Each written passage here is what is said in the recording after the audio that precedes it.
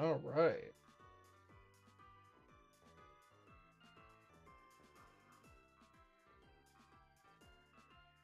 Okay. All right. So we're back with more Pokemon Ultra Moon, hardcore Deathless Nuzlocke. Last time we got we got some pretty overall bad encounters, I would say. Piggypeck was good. Persian was good. Growlithe could have been good if it got Intimidate. Unfortunately, it got Flash Fire, but that is what it is. And then we got like Slowpoke and Abra, and also missed out on Spearow, so we didn't get Lucha. So a lot of bad happened, but we got through the first totem fight, which was good. Um, yeah, now I think we're just gonna go ahead and work our way towards uh Meadow to get our next encounter. We have a couple of encounters that we skipped that we'll probably go back and get at some point. 1 second.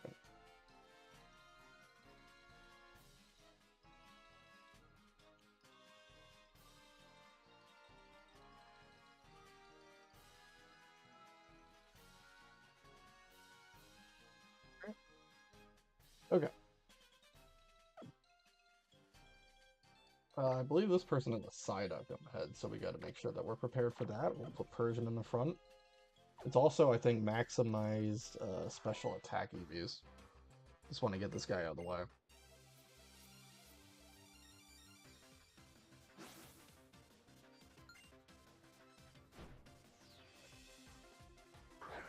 Alright, we got Psyduck, yep.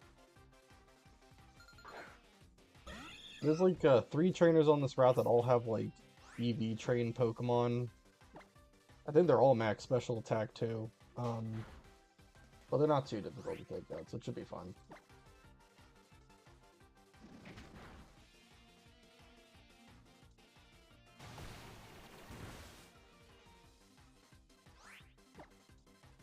Okay.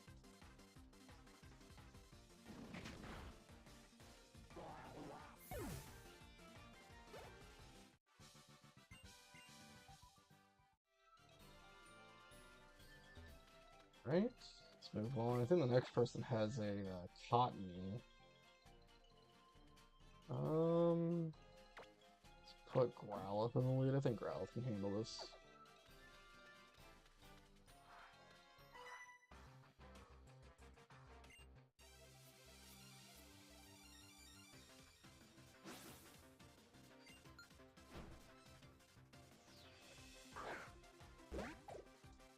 I think it just knows Mega Drain. I could be wrong, but it shouldn't be too difficult. Regardless.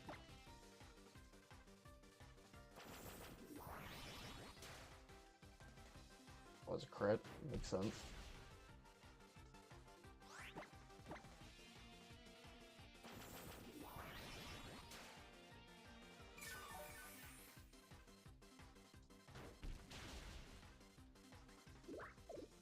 Okay, there we go. Cottonee defeated.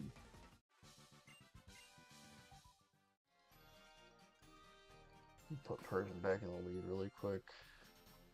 Just in case I need to run away from something, we'll have something very fast in the lead slot.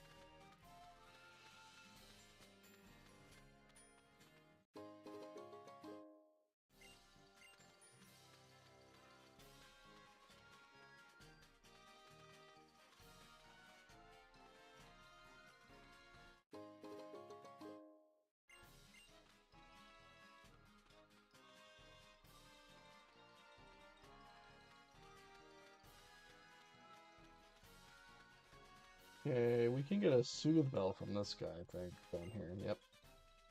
Believe so. Not really gonna help me when I already, well, maybe it'll help me if we get Zubat, because, Golbat does have a friendship requirement to evolve the Crobat. So that wouldn't be too bad for him, but we already have Meowth evolved, and that was a friendship evolution.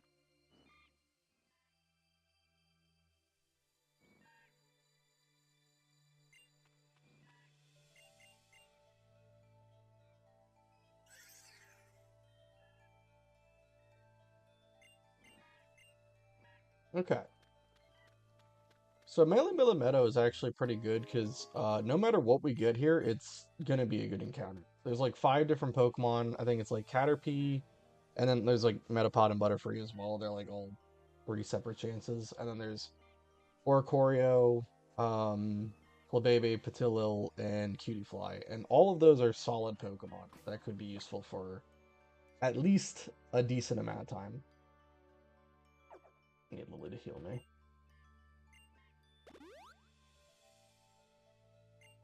So yeah, we're gonna get this encounter. We're also gonna get like an XP boost from Rotom, I think. I think we'll put Alto in the lead.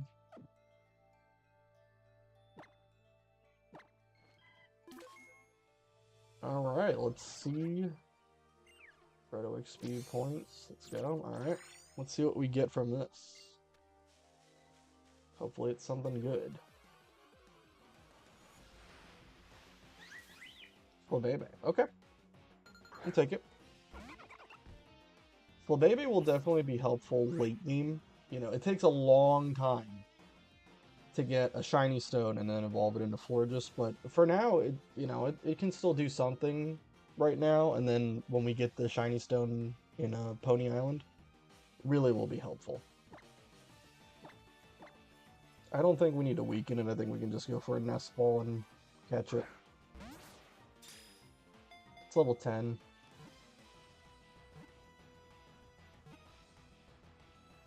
Yep. Alright. So we got Flabebe.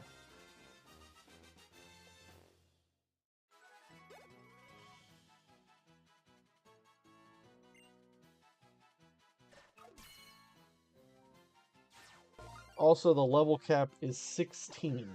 That is what Hala's ace Pokemon that level is. It's a level 16 Crabrawler.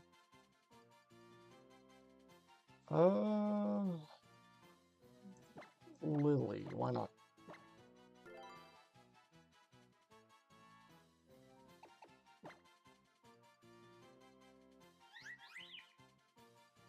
Admittedly not a great nature, minus special defense, and it's like really bulky on the special side, but it's fine. We can still use it. It's not that bad.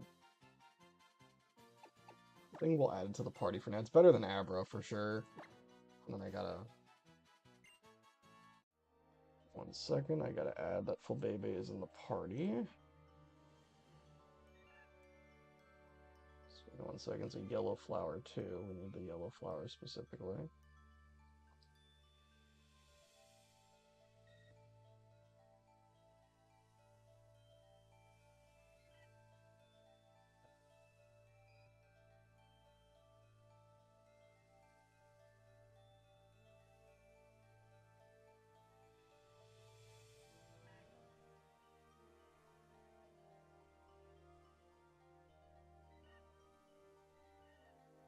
Kill that. 1 second.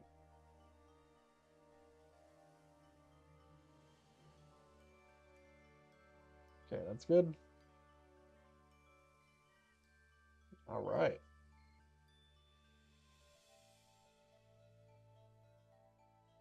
So there we go, we got Flabebe now. Just put someone else in the front so I can run away from combat. I don't want to fight anything. But we really just want to get to Seaward Cave here. Because we want to see if we get Zubat or Psyduck from here. Because if we get one of the two, then that would guarantee the other from Sandy Cave. That's why I skipped that encounter earlier. Finding all sorts of honey.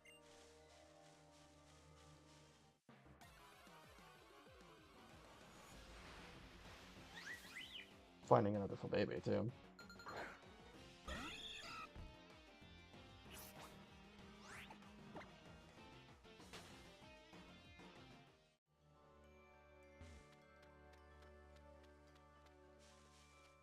I don't really want to fight her. She has like Oricorio, I think. I could fight her. I don't think it would be the worst thing.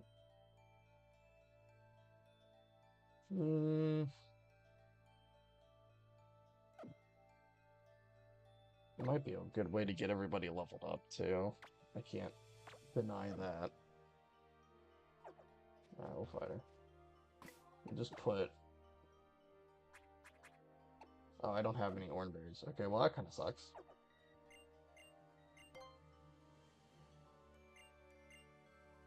Alright.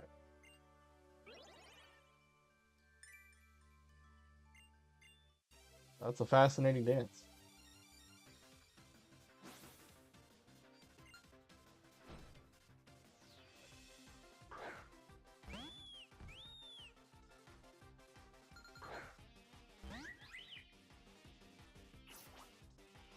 Okay.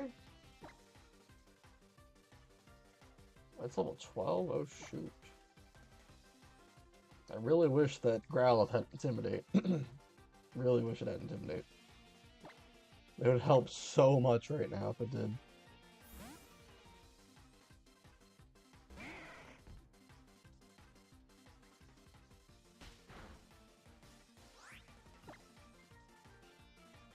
Let's see if we can burn it.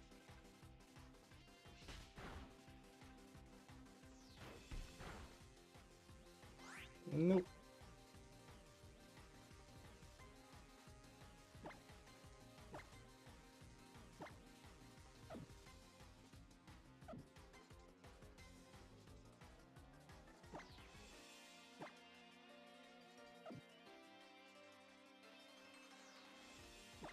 I'm gonna try yawning it.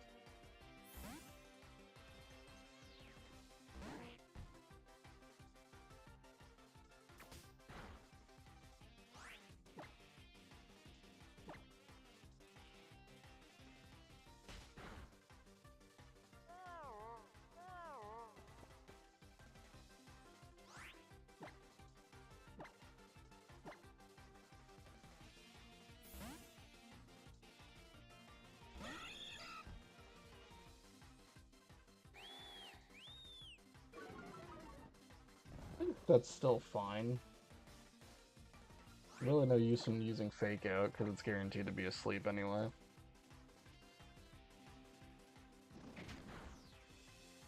I did less damage than I thought, though.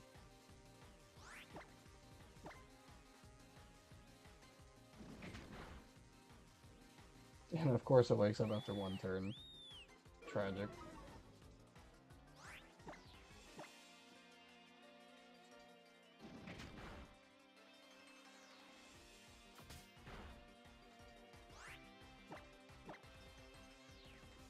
Alright.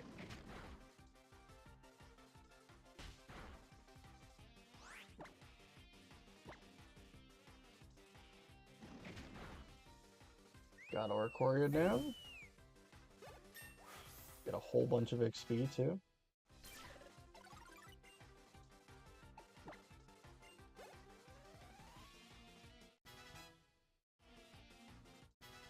Surprised it only got to level 11. That was a lot of XP.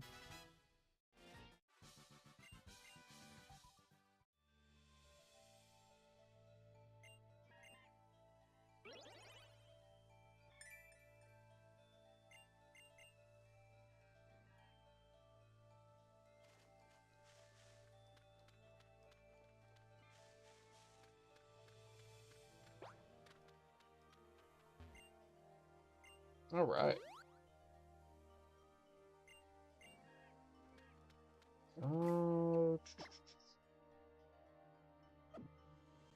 Let me not lead with Flabebe when we go in here.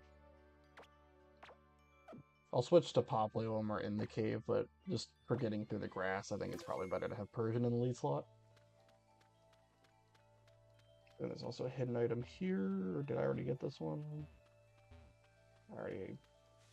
Either I already got it, or there was nothing there. State of Psychosis.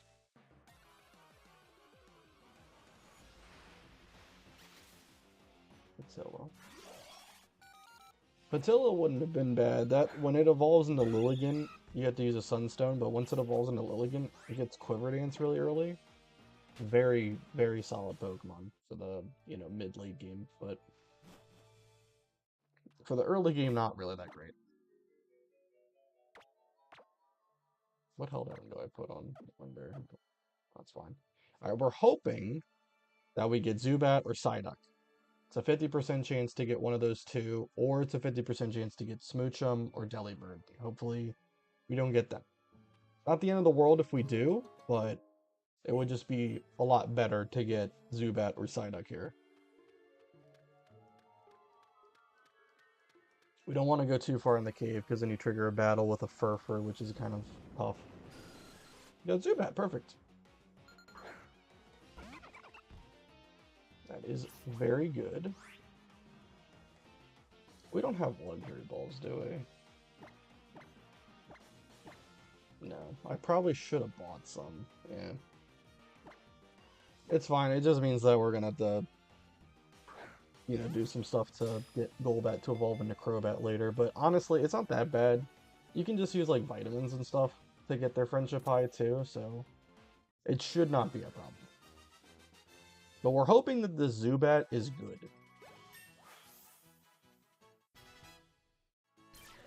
Because Zubat will be a pretty big player later in the game. I don't think I'm going to need workup, actually. I think we can just go with Aqua Jet. Not bad to have a priority move.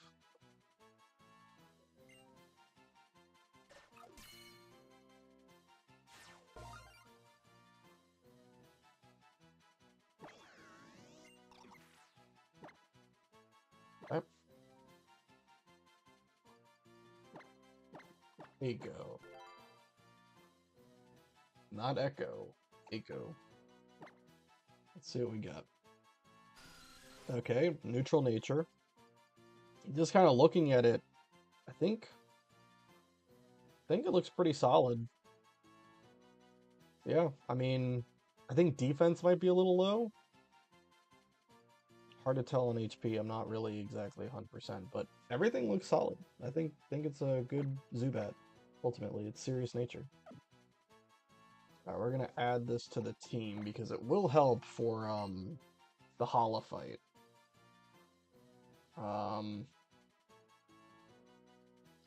I think we bench Slowpoke here. Yes. All right, we're going to add Zubat.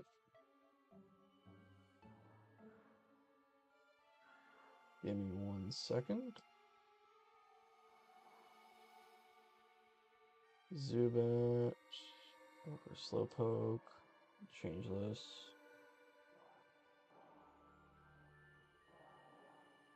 Oh, that's way too big. Oh my god. It always like changes the scale on me for some reason. There we go. Okay, there we go. There he is, Zubat. We're not going to keep going just yet because, like I said, there's the Furfur battle up ahead that we probably could do right now, but I don't want to go into it just yet. I want to go back now that we got Zubat from here, and I want to get all of our encounters that we missed. I guess I'm fully healed, so she doesn't heal me. Okay, that makes sense. All right, give me 1 second.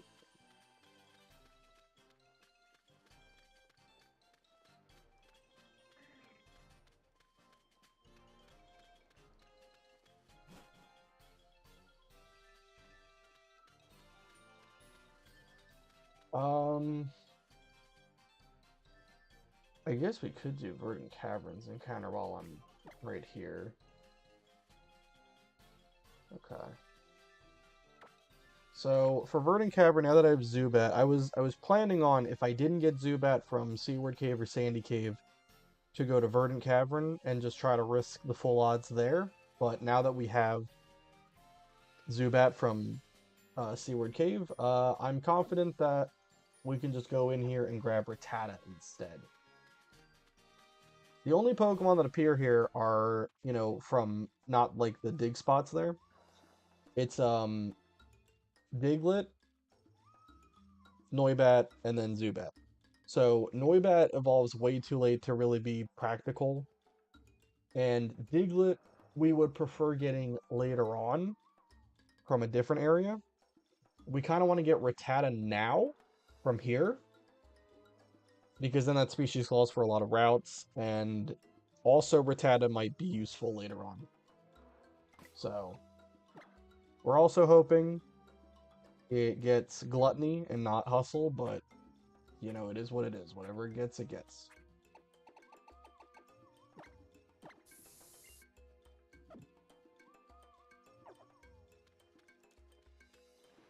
Didn't want to get any encounter until I got Rattata, so that's why I did that.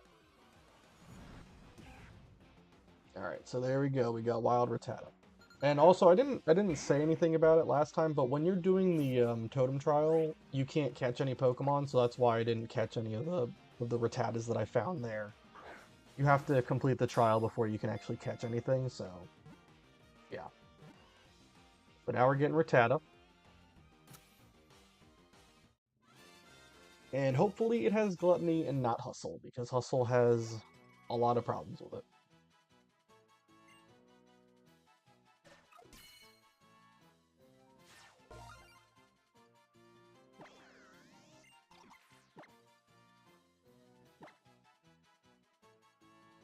Olin Rattata.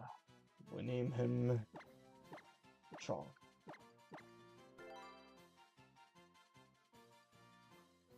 Because we want you to be Gluttony. And you are?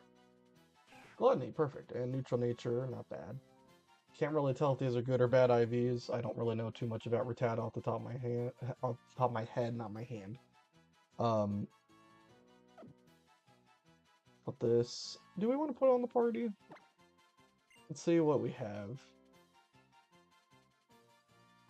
Pistol. Well, yeah, I don't think we want to have it right now because we're gonna go up against the first Kahuna, and that's a fighting type user, and Rattata is not gonna help for fighting types at all. So I don't think we put it on just yet, but probably afterwards we'll put it on after.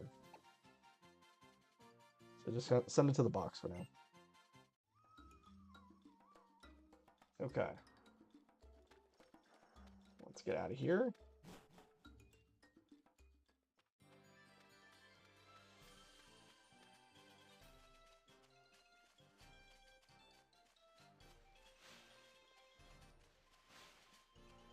Kind of want to get rid of the Mercury Trainer while I'm here, because I feel like one time I'm going to just be running through and then accidentally run into him. The only problem is he actually is a little bit tough to take out.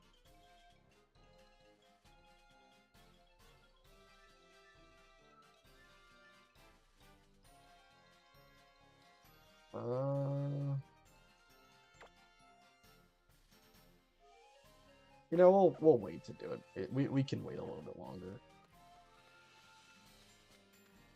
Let's go to Sandy Cave first. So this is a guaranteed Psyduck. Since we got Zubat, that means that we're guaranteed Psyduck. And that's good because when we go to 10 Carat Hill eventually after beating the first Kahuna, it increases our chances of getting either Mawile or Carbink, and both of those are really solid Pokemon. Rock and Roll is not bad too, but definitely would prefer Carbink or Mawile. So we know it's going to be Psyduck. I guess we'll lead with Fullbaby.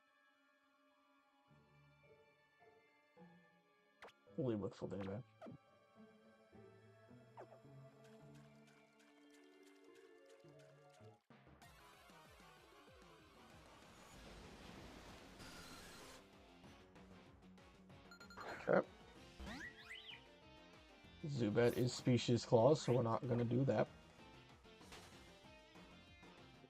I don't know what the highest level they appear at is either. I'm not sure if it's like level 9 or 10. I'm not sure.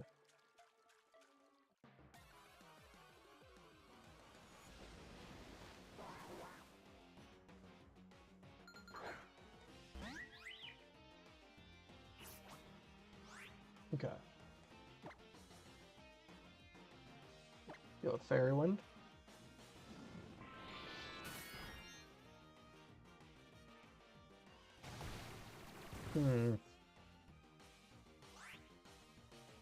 I kind of feel like it could take another Fairy Wind, but I don't think I need to go for it. I think we can just start throwing Nest Balls and catch it.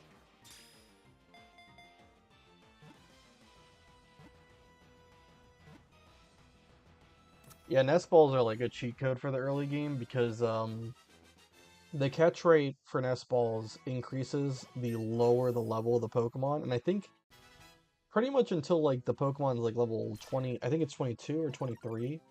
Nest balls are just better than like even Ultra Balls, so it's like a really good early game Pokeball to have. It's just a little expensive. It's $1,000, but in this game you get to start with $30,000, which is insane, or I should say Poké Dollars. But it's crazy. It's lad.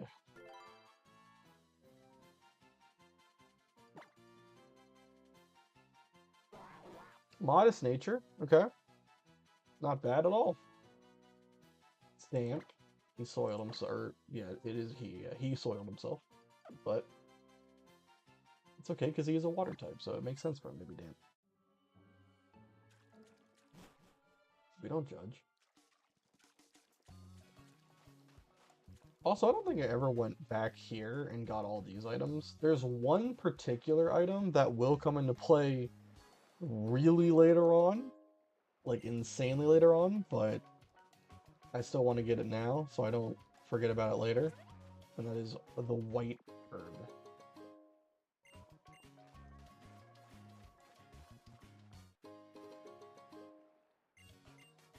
That will come into play later, but like it's like I'm talking like Elite 4 late.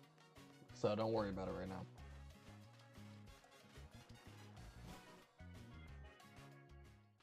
Also, I'm gonna reorder the moves on my Pokemon because I don't really like how they're set up right now.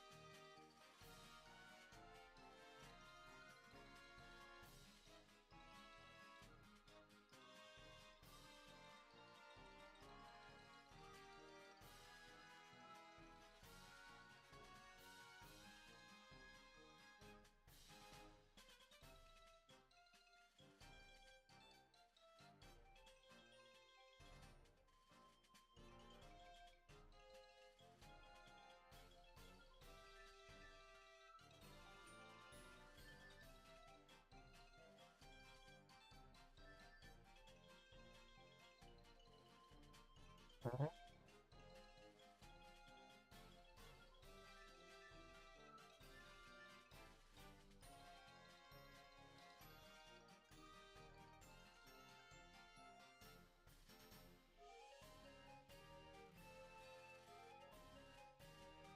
Sorry about that. Had to change something. Alright, let's change these moves around.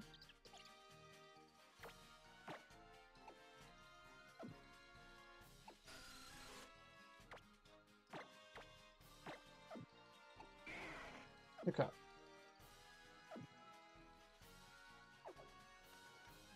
We could beat this guy with the Delibird.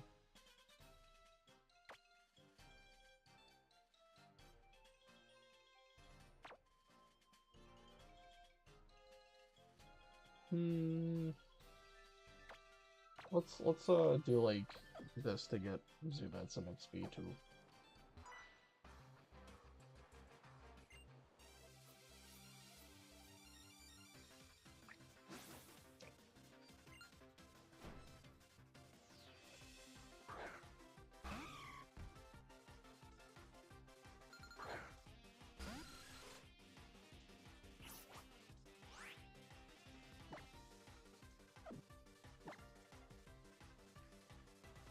I think Zubat's defense was a little bit bad, right? Yeah.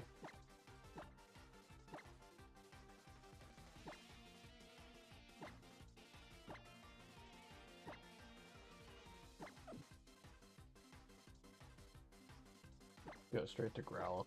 Take this thing out.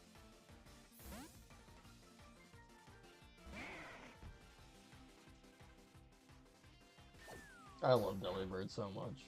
It's such a fun Pokemon. I really wish it was like actually good. I know they added Iron Bundle in Pokemon Scarlet and Violet, but like I don't even think they consider it a part of the same evolution line, which is silly. You know? Justice for my man Delibird. Like, what happened? They gave Dunsparce evolution. I know it's not great, but at least it's something.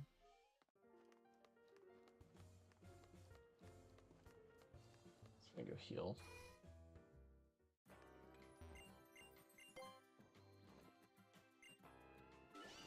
Okay, and then I guess we're gonna go to Howley Cemetery to get that encounter. Now that we got Zubat, it can't be that, so it's either gonna be Ghastly or Murkrow. If I went during the day, it could be Ghastly or Drifloon. I don't really think it matters though. Really, you really want Ghastly? Well, I guess it kind of does matter because Drifloon is a ghost type, and that would help a lot more for the first Kahuna fight because it's fighting type. Obviously, Ghost is immune to fighting, so. Wow, it's like a 10% Smeargle chance. What's up? The funny thing with Smeargle is that Sketch only has like 1 PP, so you can just do something like this. And now Smeargle is forced to struggle to death.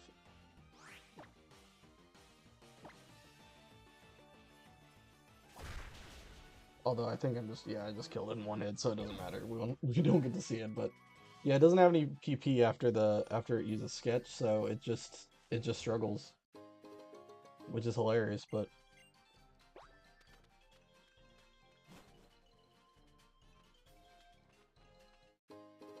so right there. There's also a hidden item, I think, in this crossroads up here.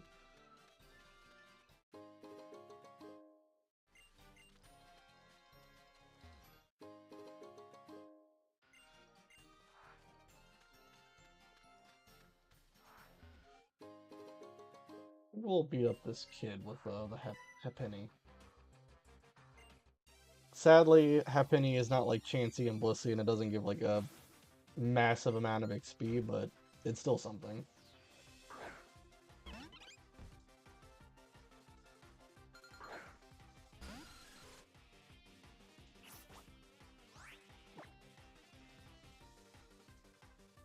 Just fight it.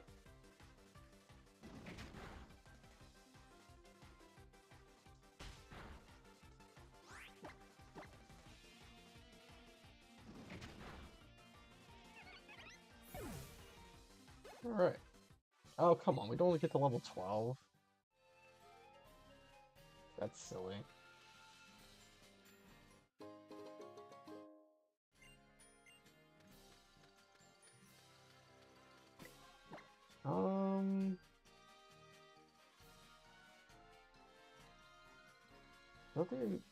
Is that the last encounter that we get until we fight the first Kahuna? I think it is. Yeah, pretty sure it is. So I pretty much have my team, like, set at this point. I kind of feel like it should be daytime, so that we can potentially get Drifloon instead of Murkrow. So let me just fix that really quick. Give me 1 second. Oops, did not mean to do that.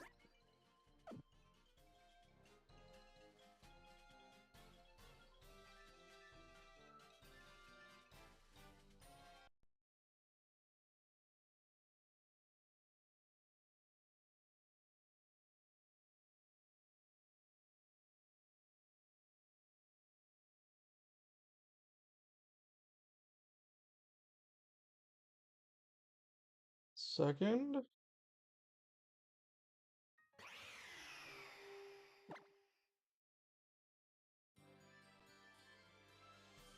Okay, there we go. Alright. So now it's daytime. Let's not have Zubat in the front. Let's do, like, Growlithe, I guess. I don't want to overlevel everybody. I know that the level cap's 16, and we're probably not that pressed, but I just want to be careful. Alright, let's see what we get. It's either Drifloon or it's Gaslight. It is Gaslight, perfect. Gaslight's definitely the better one, because it's Species Clause for... what is it called? Memorial Hill and Thrifty Megamart.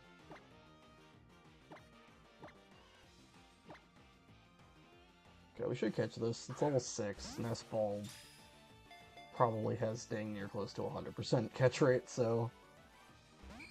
Wow, really? I'm surprised. But it's only a matter of time.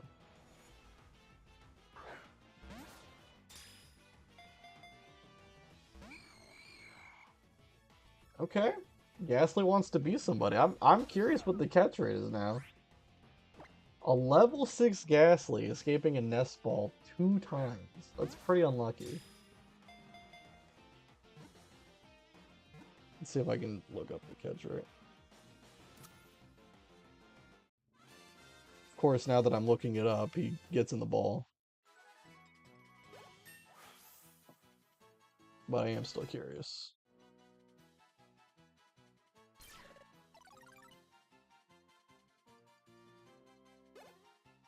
It's level 6. And it was a Nest Ball. That was a 90% chance. That was a 90% chance. And I missed 2 Nest Balls. That's crazy.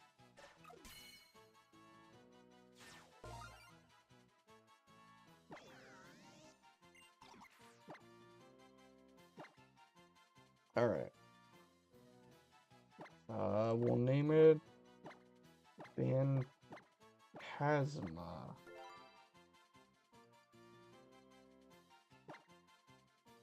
What nature did we get? Of course, we get absolute horrible nature, getting a plus attack, you know. Because if there's anything Ghastly is really known for, it's having insane attack. I mean, it'll at least help for the first Kahuna fight, so I can't be too upset.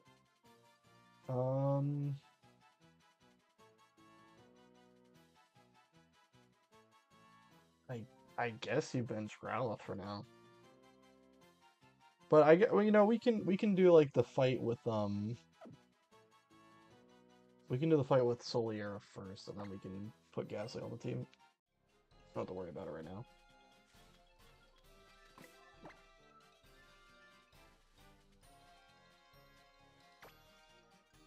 Put Picky Peck against Picky Peck.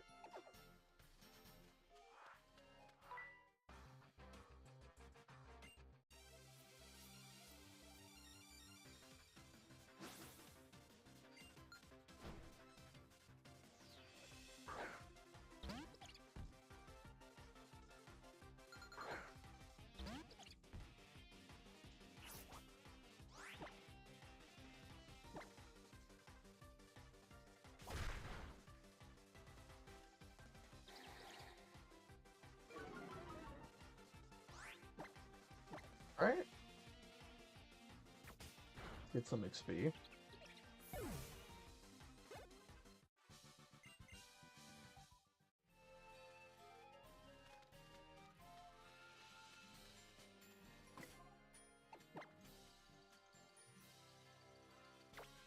think this is a Pikachu up here. Hopeful baby in a lead.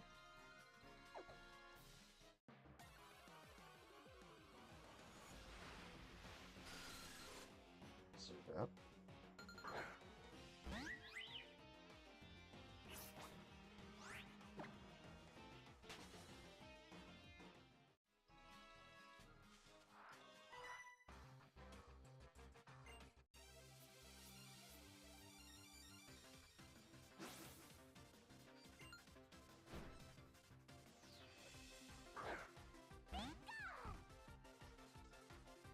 Alright, hi Pikachu.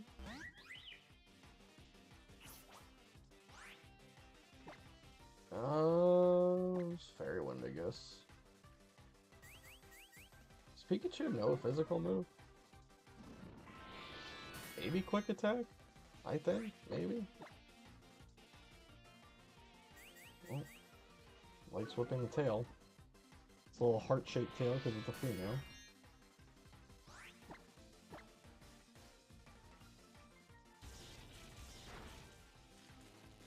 Of course. Please do not get... Oh, God.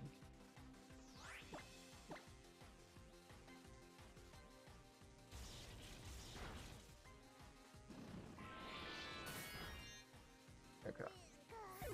We defeated the Pikachu.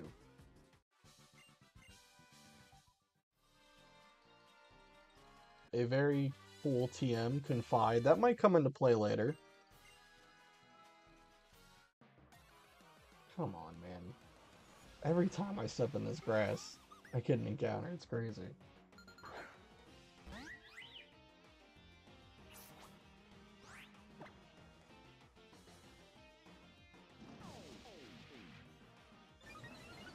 Driflin, please just let me leave. Thank you.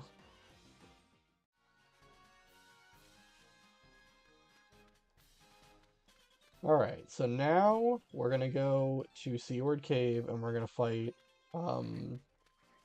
Soliera, and I keep ignoring this guy because I don't want to fight Murkrow yet.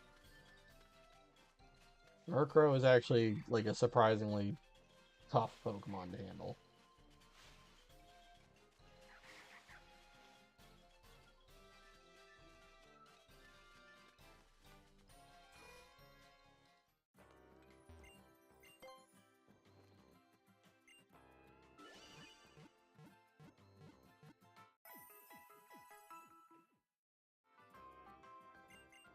Okay.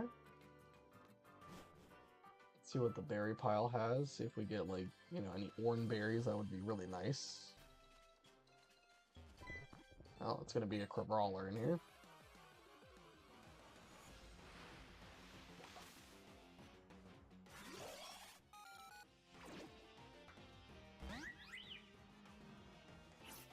Crabrawler should be fine. I don't think it's gonna be too difficult to take out. It is somehow faster than me, though.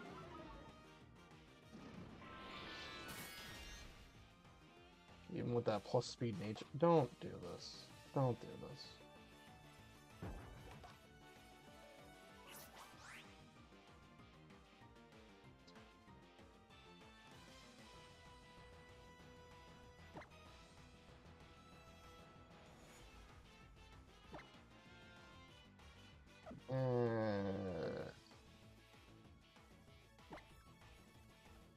It did lower my defense. Does it know anything?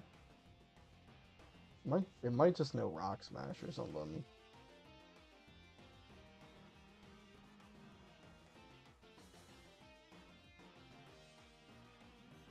I know it can learn Pursuit eventually. I don't think it knows Pursuit at this level though. At least, hope not.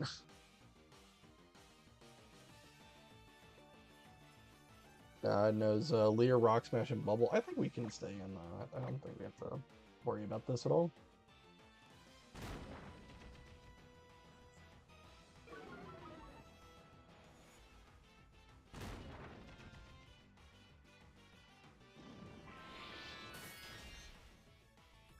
Okay, we got rid of one Crabrawler. I guess we'll just swap to Zubat here and finish it off. I don't want to stay in and keep getting my defense lowered here.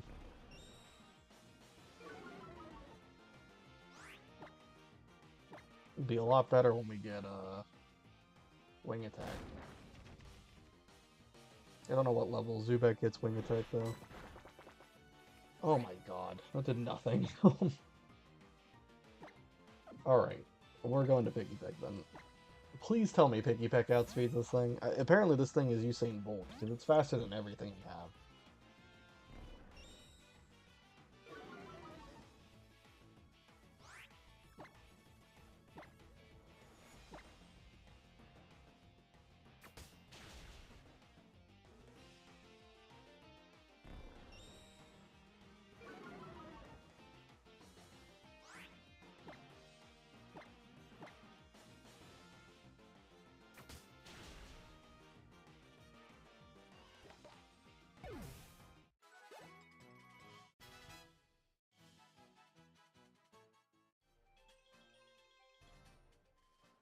Citrus berry.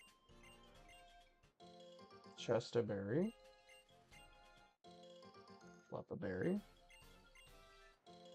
Another lepaberry, okay. That's good.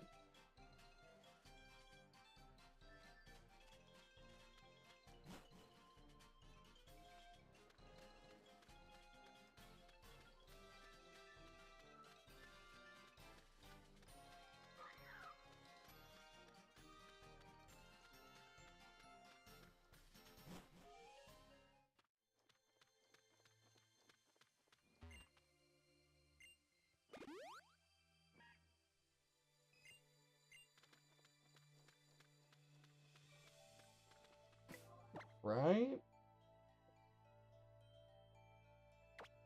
Put Persian in the front. I'll even put a citrus berry on just in case. Oops, not Chesto.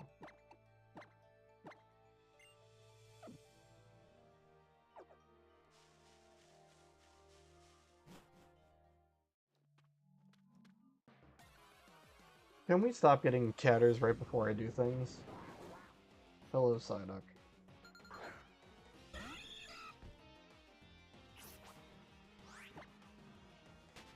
I do not need you, Psyduck. Please, step aside.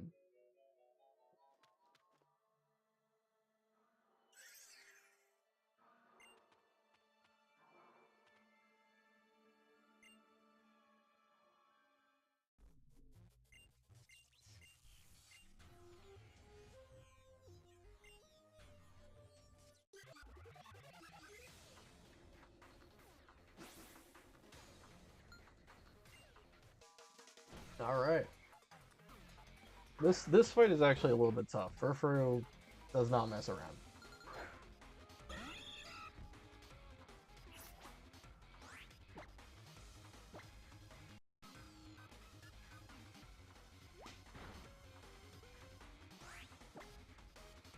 think it's better to go Echoed Voice. Especially if it's going to keep using Baby Dolls.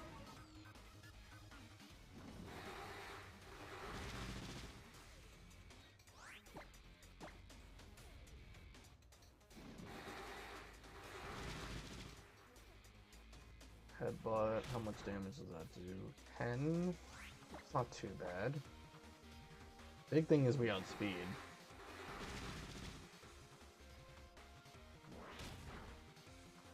Oh, come on. You're gonna do just enough damage to activate my berry? Come on, man.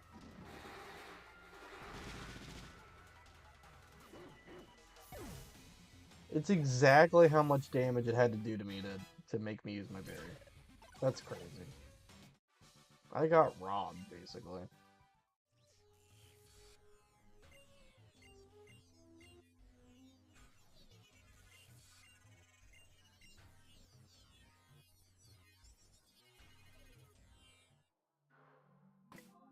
Okay, let's do...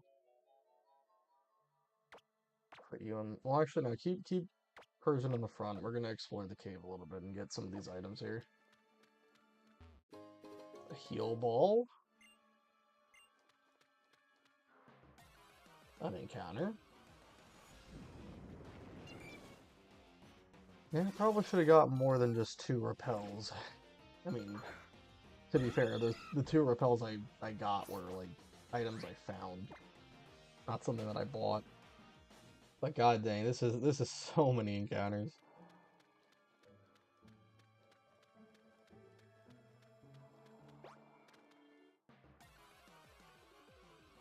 Usually, it's not, like, this common to get an encounter here, I don't think. I can typically go for, like, 15 seconds before getting an encounter in these games, but for whatever reason, it's happening every time.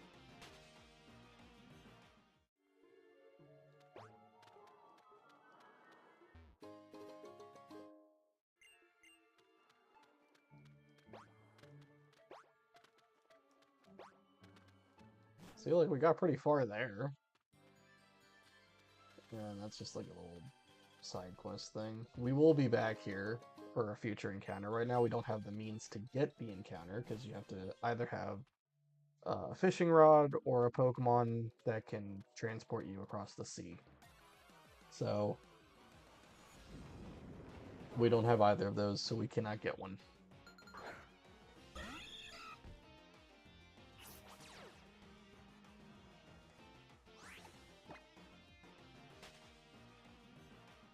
Okay, let's just keep running. Star piece, it sells for like 6,000 or something. Money's not too big of a problem in this game. Hello, Smoochum. I really hope I don't find a shiny here because I got Zubat and I do not want to have to decline shiny calls because Zubat is so good. Unless it's a shiny Zubat that has like perfect IVs and impish nature or something, that would be pretty hype.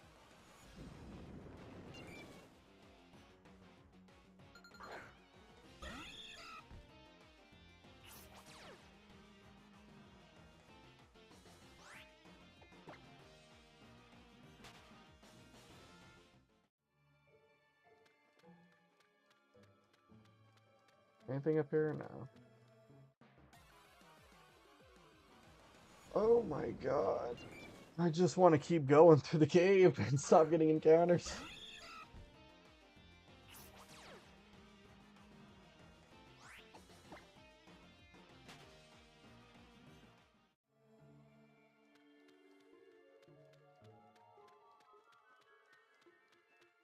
Okay. They really waited until I was right next to Cosmog.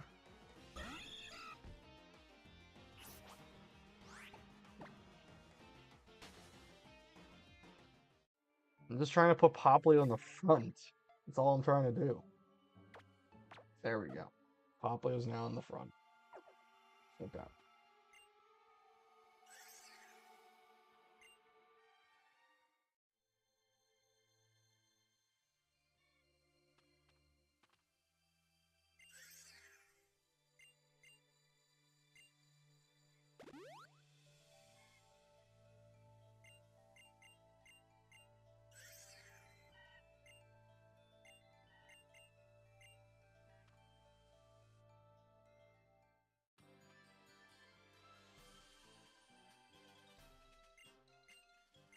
Alright, let's fight Hal. They can use 3 Pokemon here. It's like Litten, Pikachu, and Weebat? I think. Pretty sure.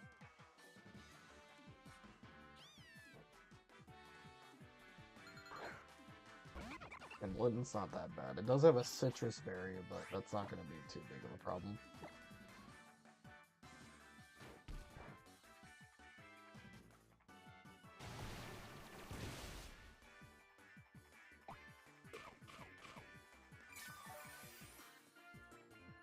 Aqua Jet might kill, so I'm going to click that.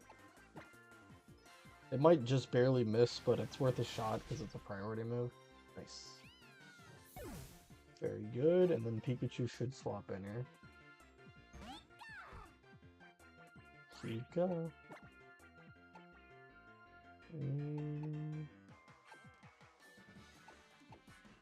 Let's go Lily.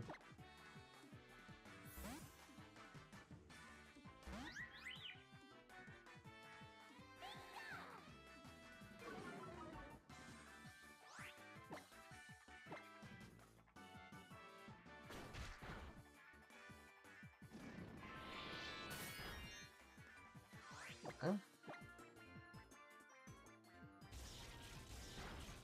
Don't paralyze me, thank you.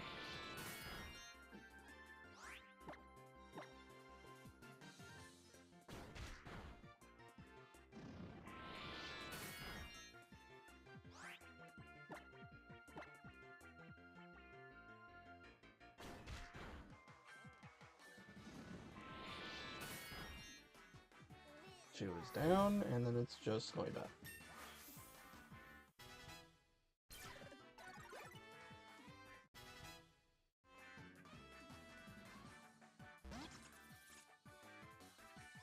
Be a little bit smart, not risk any crazy shenanigans happening here. Let's just swap to, I guess, Growlithe.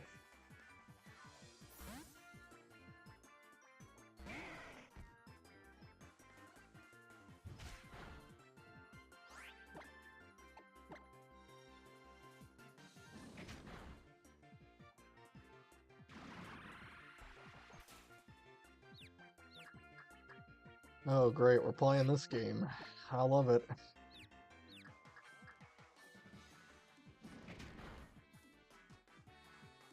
Nice flinch.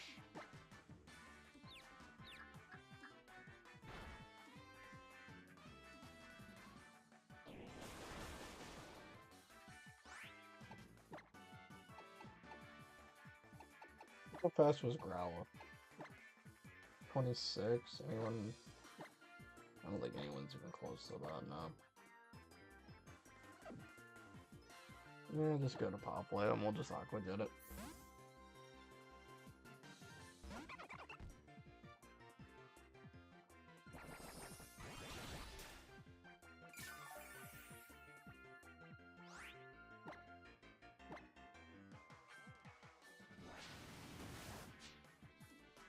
Yep. There we go. Alright.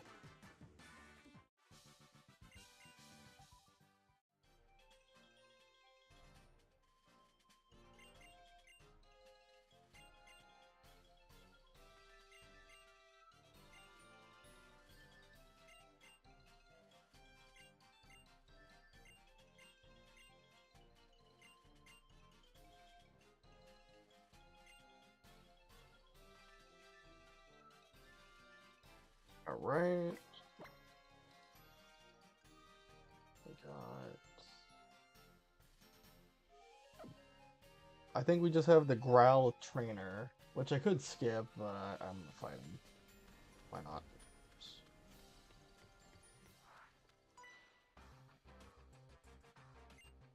And then once we got this guy done, we can start leveling everybody up and fight the first Kahuna.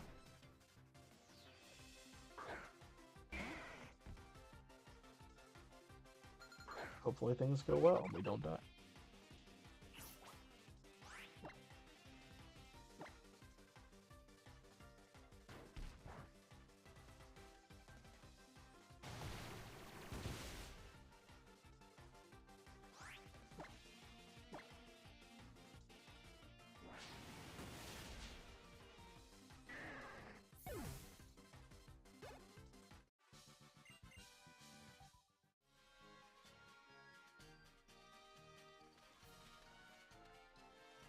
Berries too.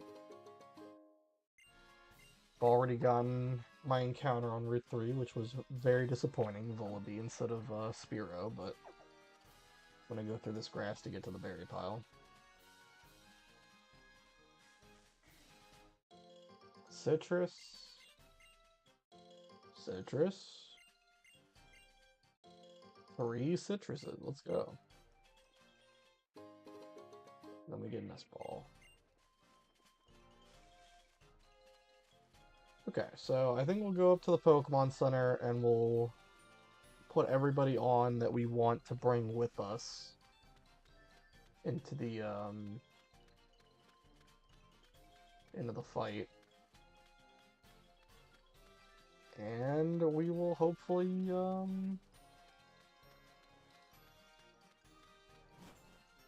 be able to level up everybody quick enough so that we can get our win against the first Kahuna.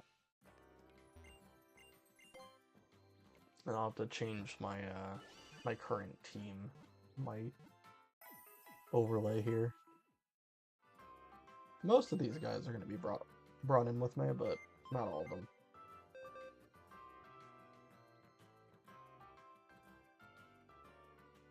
Volibee's interesting. It is dark flying, so it's neutral, but it has like an offensive way. Clap back. It's true. Also has pretty good defense. Like Persian with fur coat, even though it's weak to it, like it still could be useful just because it's fast. It can use Fake Out to do something when it's on the field, and it can pivot to someone else, so I don't think Persian's a bad choice to bring.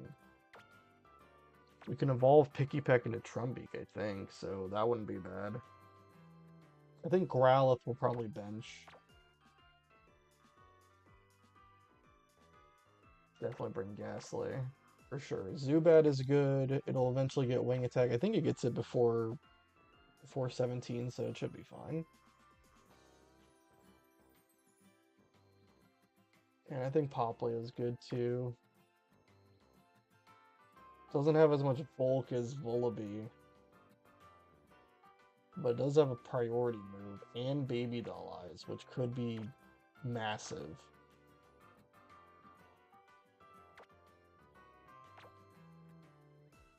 Yeah, I think this will be the team that I bring. Vullaby was a little bit interesting, but I think this is a good enough team. So, year 15, year 15, year 13, 6, 12, and 12. Okay. Put Ghastly in the lead. Yeah, put the XP share on.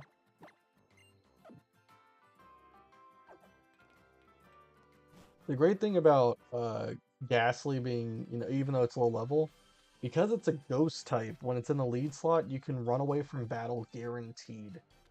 So, that's kind of why we're doing that. Anyway, I'm going to put in speed up mode here, because pretty much for the next 8 or so minutes, it's going to be just grinding. Cutie Fly, I mean, I guess that would give something. Swap to you guys so that we get you guys more XP.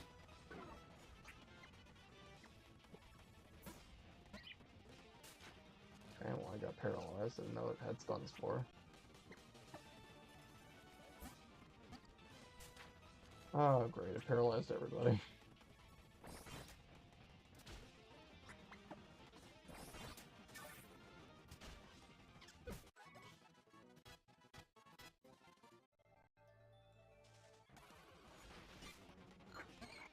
Caterpie's not gonna give anything. I wanna see if I can get like Oricorio. There we go. That's gonna give a lot. It's gonna be tough to beat, but it gives a lot, I'm sure.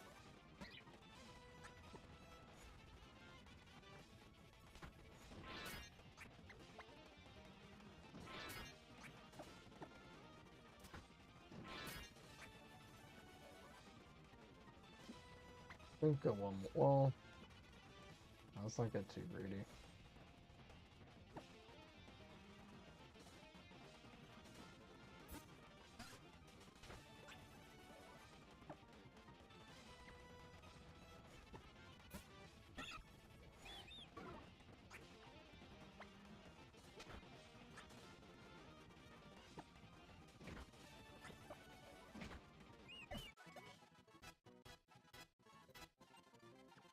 I got Wing Attack, that's big.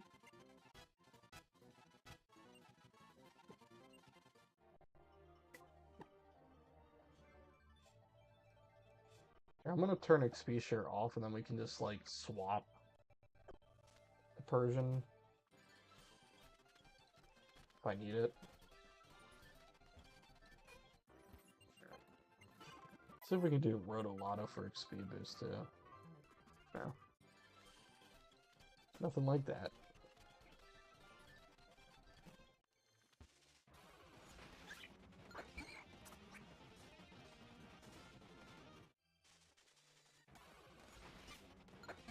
Caterpie, no, don't want you.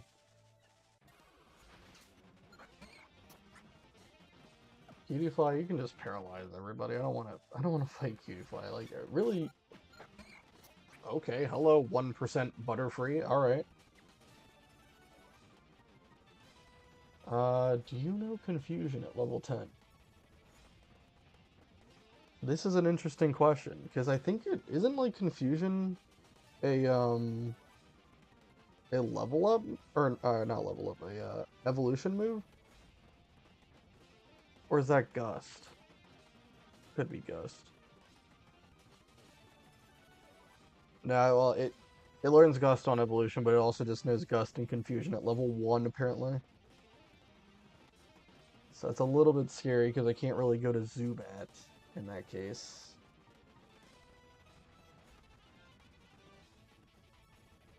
Yeah, I feel like it's probably best to just run. This thing's a little bit too difficult to defeat.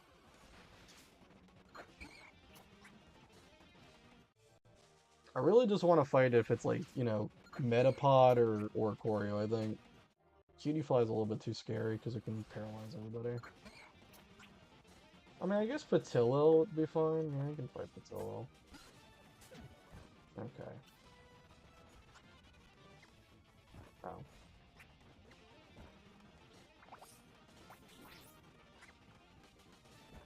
Yep. You sleep forever on there.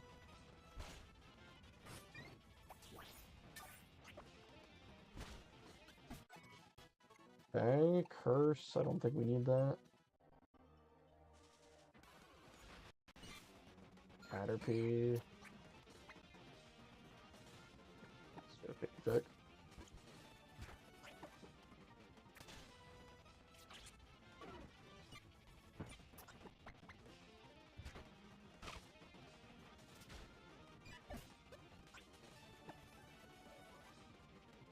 And you're gonna crit me with Bug Bite. That's just tragic.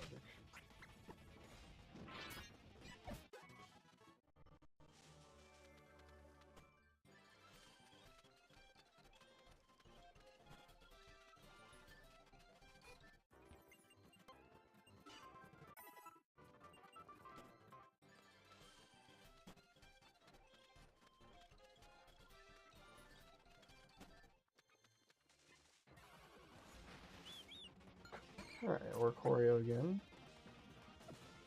Well, I do have that. Well, actually, no, I have minus defense nature. I was about to say I have a plus defense. No, I don't. I do not have plus defense. I mean, I could try to put it to sleep, I guess, but I don't think it's wise. Just swap.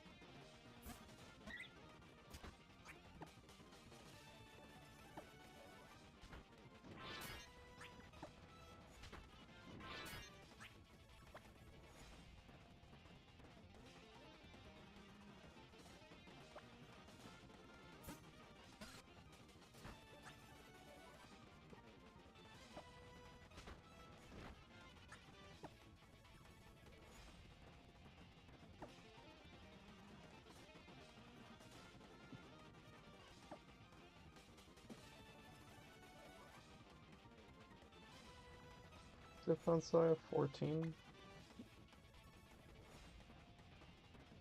I'm hoping it just goes for like Growl or something.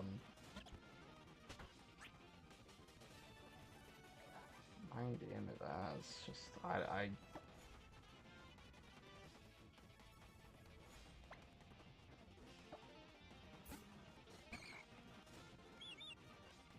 don't do it. Don't do it. Please don't do it. Maybe this plus attack nature will allow me to kill with Lick. That was a crit, god dang. But we did kill it.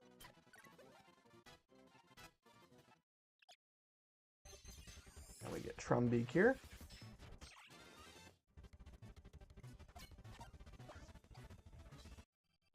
Okay. Very, very good.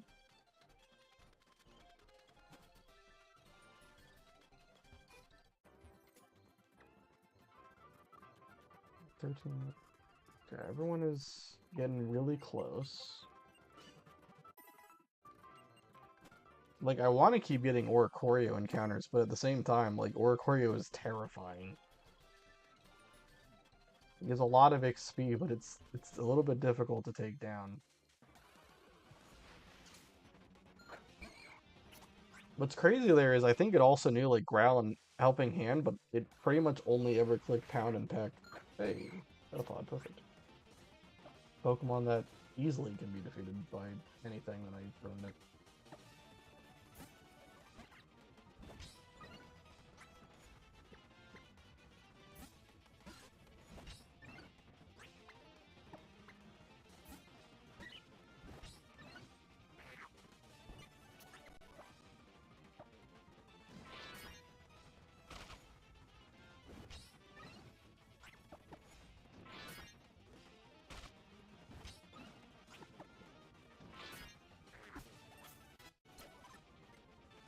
Razor, I guess it's bad. Vine Whip. Take it. It's not exactly ideal for a special attacker, but it's like the one big problem with Flabebe. It has a pretty bad moveset.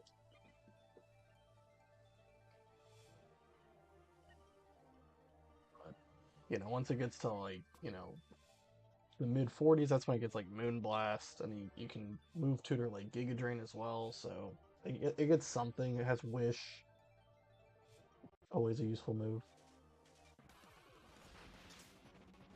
Cutie Fly. Do I dare try to actually kill you? Or are you just gonna paralyze me again?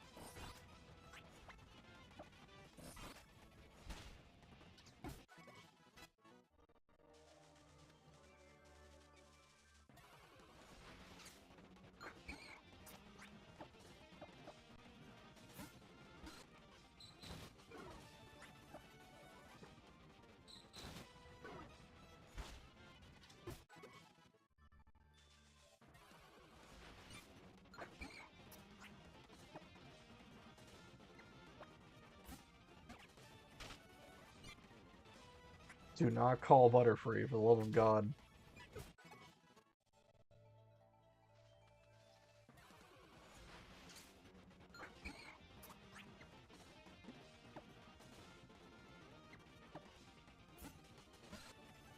Yeah, I knew it was gonna happen at some point.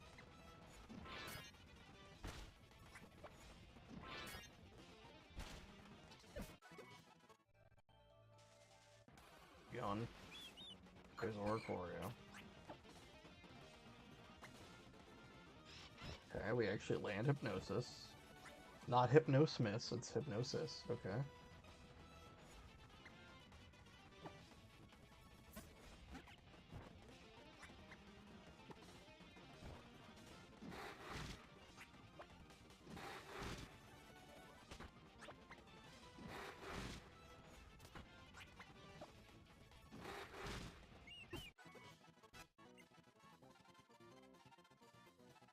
For a Mean Look, I can't really think of a time where you would want to use Mean Look. The real stupid thing about Mean Look, you know, I mean, I understand why it works like this from a competitive standpoint, but I do think, like, you know, it's a little bit lame in, like, a wild Pokemon battle, like, especially, like, back in, like, the days of roaming legendaries, how when you use Mean Look and you swap out, it gets rid of the crapping effect. I think that's a little bit lame for wild Pokemon battles specifically. I mean, for competitive, I completely understand it. It'd be way too broken otherwise, but for wild Pokemon, it should definitely be like, you know, Mean Look is just like a perpetual status. I'm gonna go back to no meta again. Alright.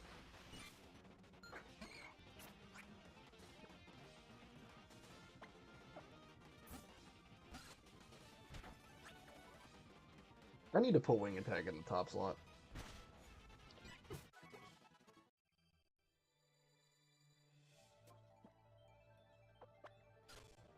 There we go. All is balanced now. Phantasma. Swap out. He's almost, or she's almost level 16.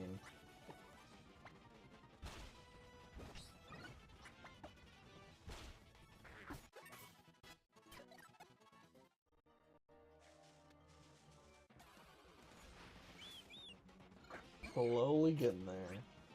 This is going to give a lot more XP than I need. I feel like I should just get to level 16 and then switch to somebody else.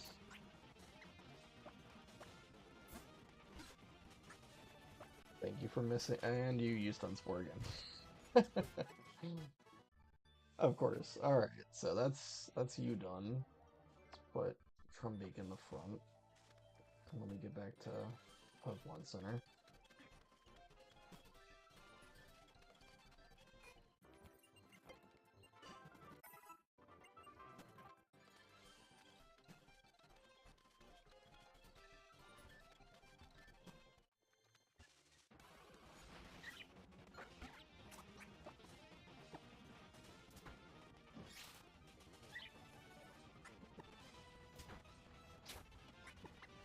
Right, put Bebe's down. Another Oricorio.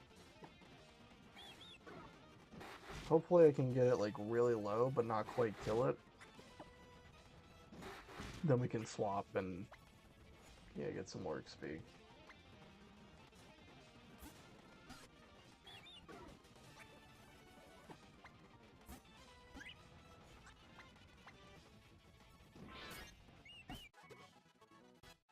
Perfect. Trumbeak's level 15.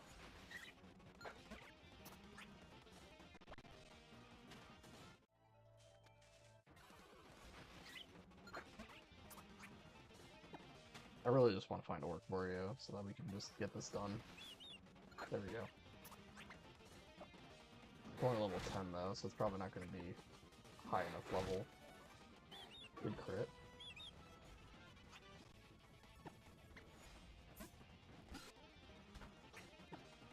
Might be enough to level up Zubat.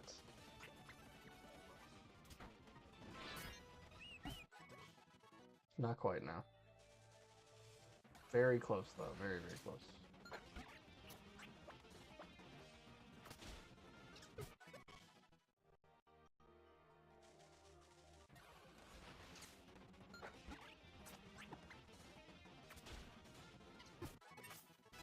Okay, level 16, we get Pluck, perfect.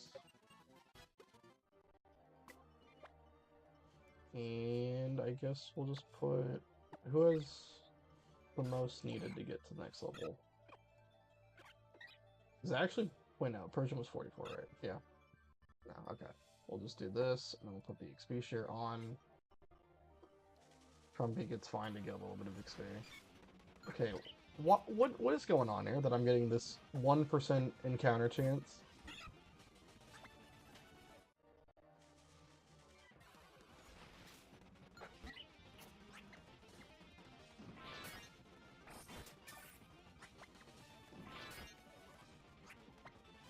Alright. Patillo's down, that should be enough XP for everybody. Icy Wind, I will take that, I guess, over Aqua Jet. Alright, perfect. Everyone is 16. That is what the level cap is.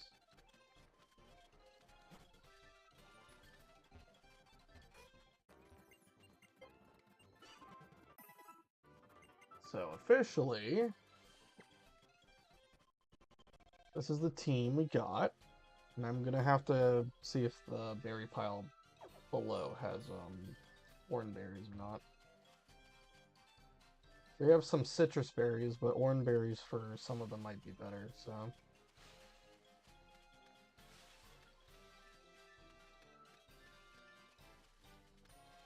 Actually, is the berry... Yeah, the berry pile over here. Okay. Herzenberry... Herzenberry... Is it not going to be an orange berry? Oh, that's tragic. Alright, that's fine.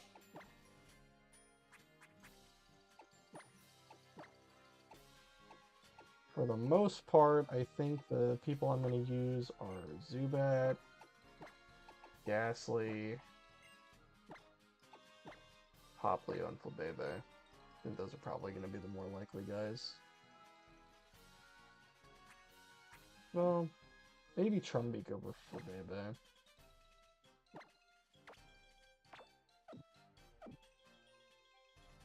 Because here's what I'm thinking. I think we use Ghastly, because I'm pretty sure the Pokemon that he has, none of them can touch Ghastly except Crabrawler. So I'm hoping he goes to Crabrawler, and then I guess the only thing I'd have to know is if I can two-shot Crabrawler with something like Zubat. Because I think Crabrawler, I think it only has, like, Power Punch with the Z Crystal, and then it's got, Pursuit. I don't know if it has a Leer or anything. Let me just, let me see. I don't know if it has anything else.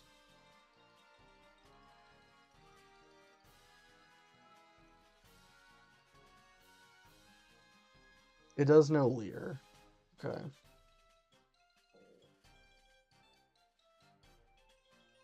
Let me just double check stuff.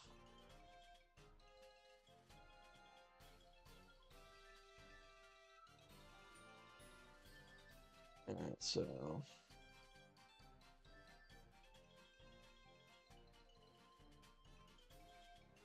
Zubat, my man. Or my woman.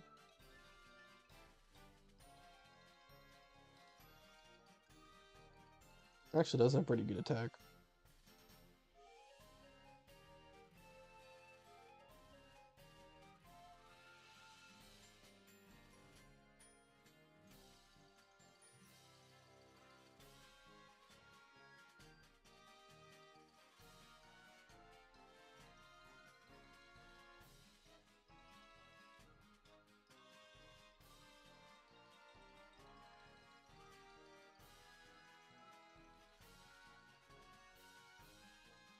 Okay.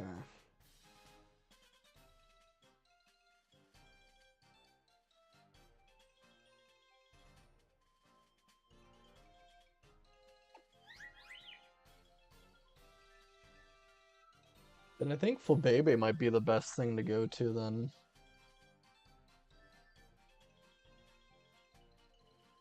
Might be better.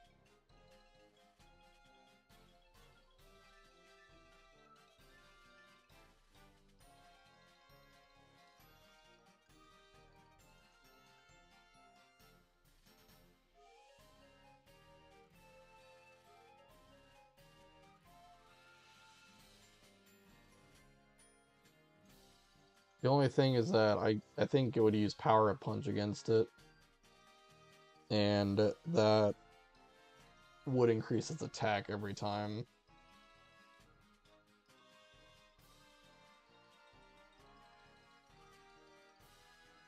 Okay. Something to note.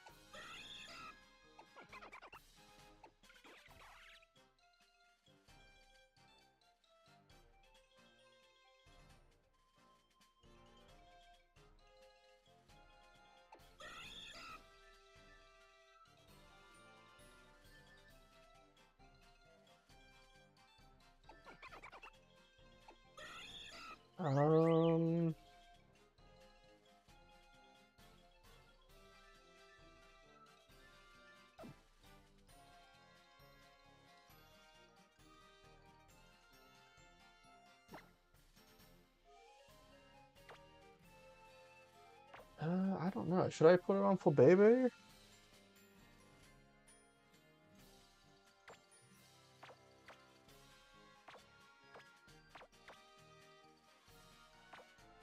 Yeah, I think we'll put it on Flabebe. Take it off of Gaslight. Okay. I think we're gonna use Flabebe to try to bait it in. And go from there.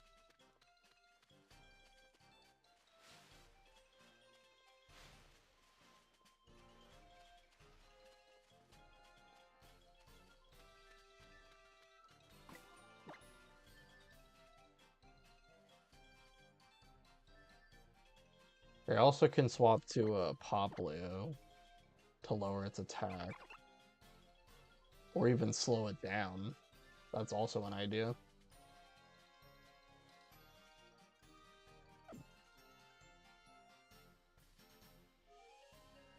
How good is Poplio's special attack?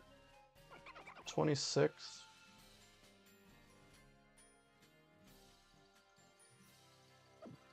That is not a horrible idea to go to Poplio and lower the speed of Crabrawler.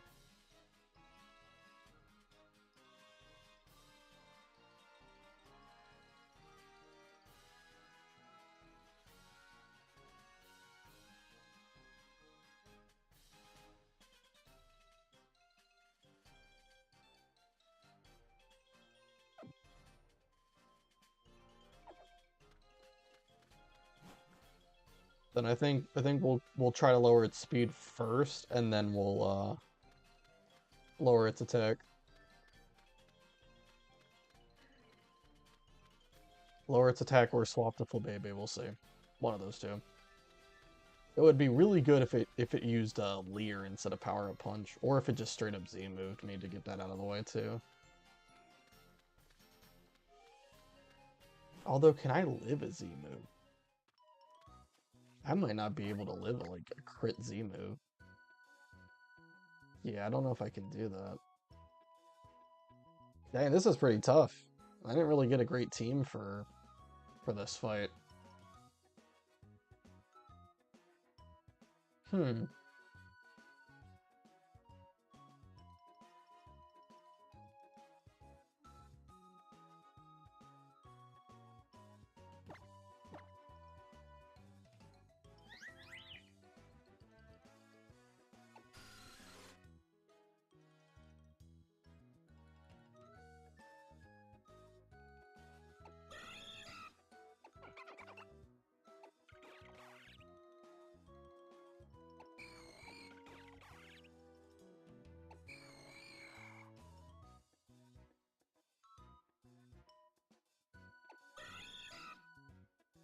How fast is Ghastly? 32.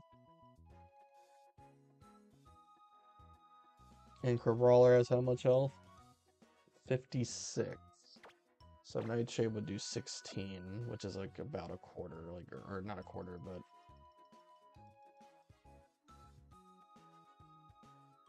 yeah, like I don't know.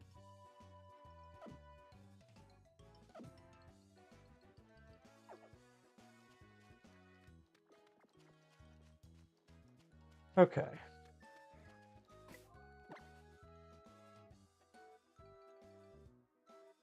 Yeah, I think we just gotta go for this. Yeah. I mean, if we lose and reset, it is what it is.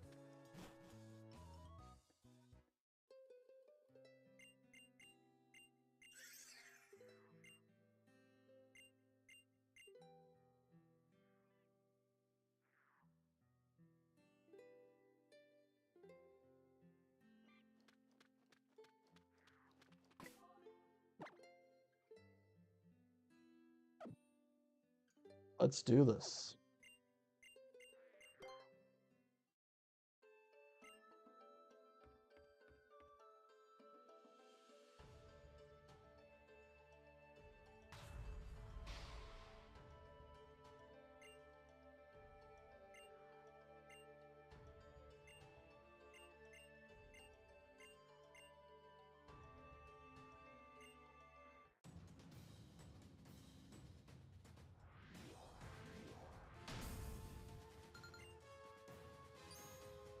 A chop. And I think one of two things is gonna happen. Either it's gonna use focus energy, or I don't know if it has Leer, but maybe Leer, or it's gonna swap. But I don't think it's gonna attack.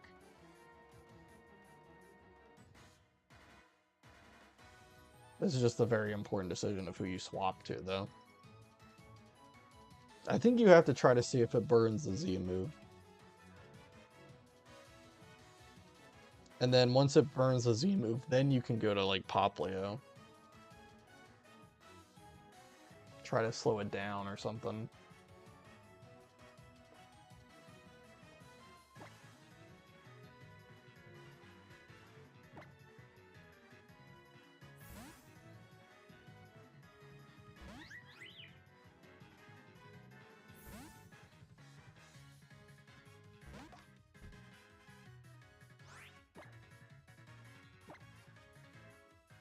Z move, okay. It is going to hurt. But I think I'll be fine. I think I can live this.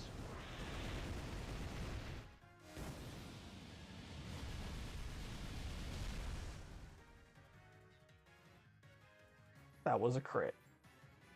Wow. I got just what it needed. Holy crap.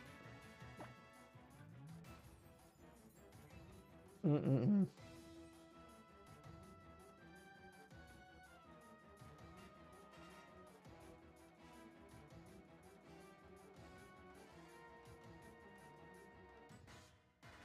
Hmm.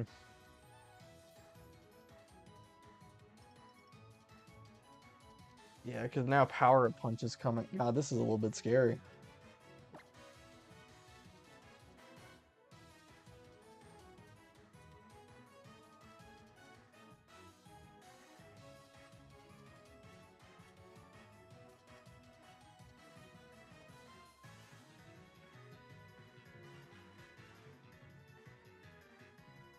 Hmm.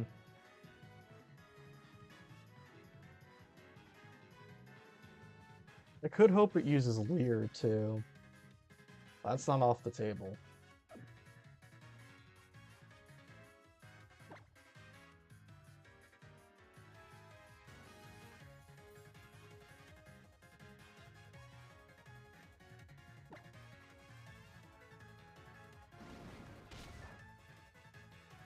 It did not. You go for Leer.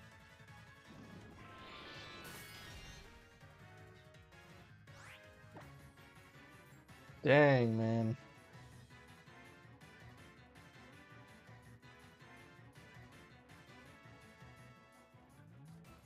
Hmm.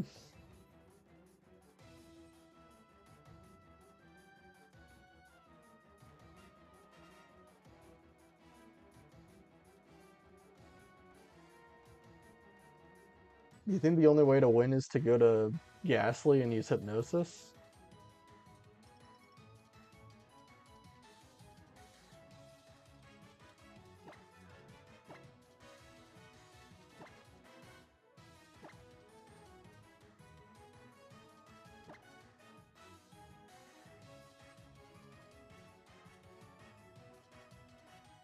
Well, if yeah, but I think he has a super potion though. That's the only thing.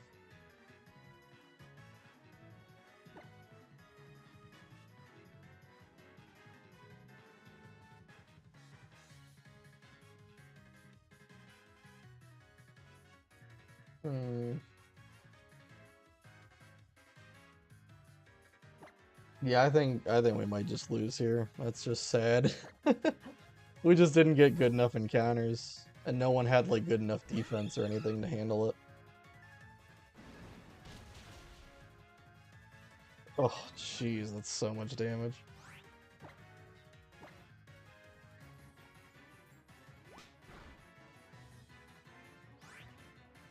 If that's not super potion range, I think it is, but if it's not, we might be able to do it.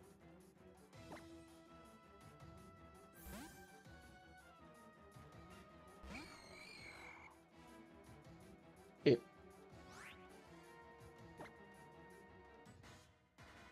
do you think Nightshade kills? Is the question you gotta ask. Hello, Sunday. How you doing? Yeah. Got a big dog here to wish me luck. Ah, jeez. God, it's super tough to tell if that's close enough or not. Because 14, if it has 56 HP, 14 is a quarter. It might be enough. It might be enough. I'm gonna go for it.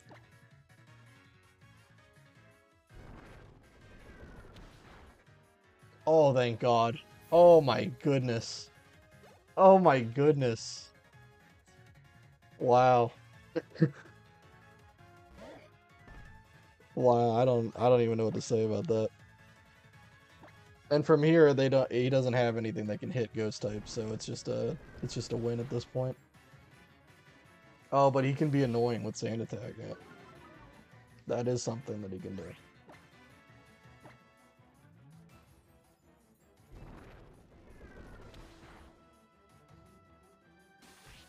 If only levitate made me immune to like ground type status moves too.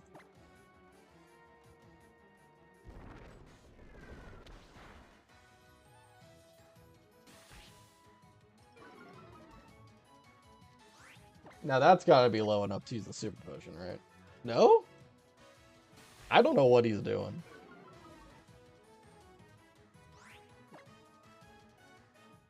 He's cooking with something. I just don't know what it is.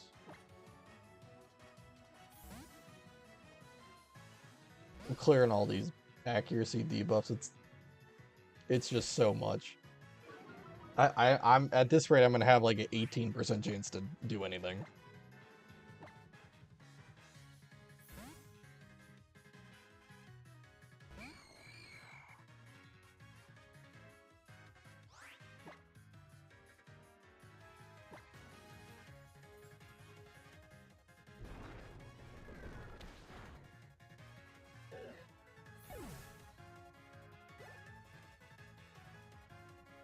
Yep.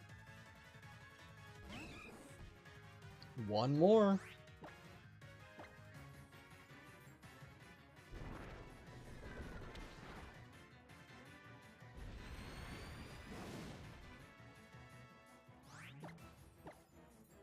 Chop's getting pumped, but it's not gonna help it.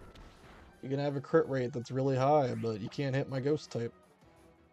I'm really surprised that they didn't give like Hala like the move Foresight on anybody. Pretty sure that, Machop can learn that.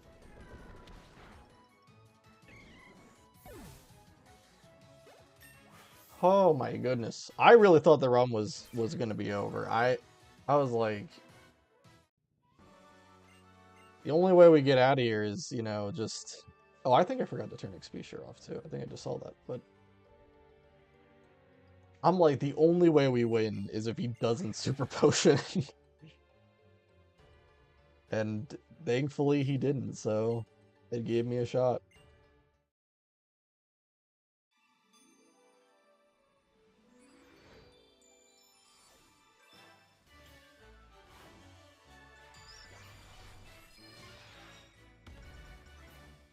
Grand trial complete.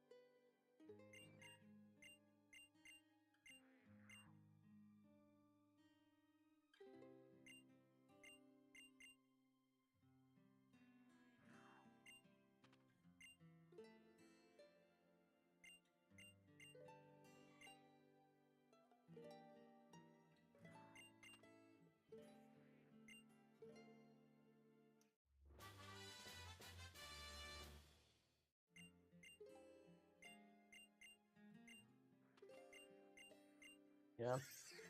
I think if Hala didn't crit that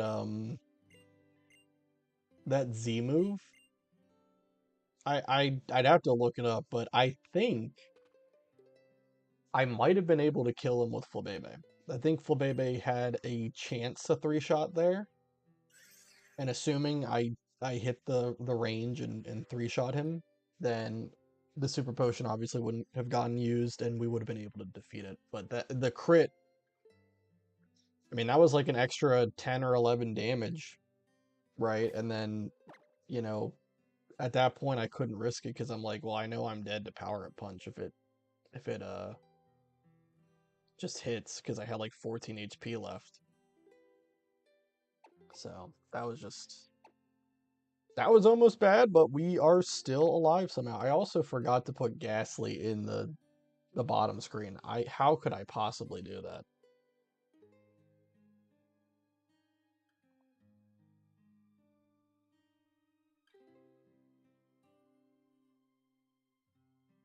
One second here. Everyone needs to know what the face of a hero looks like. We had also I had Picky Peck evolved to Trumbeak, so I need to do that too. There's Growla. Alright.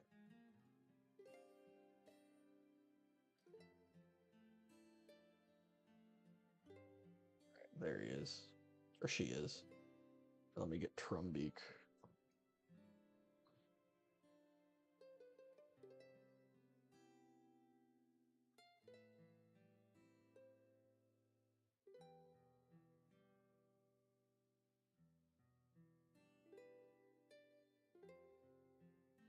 Oh my god, why is it so small? What happened?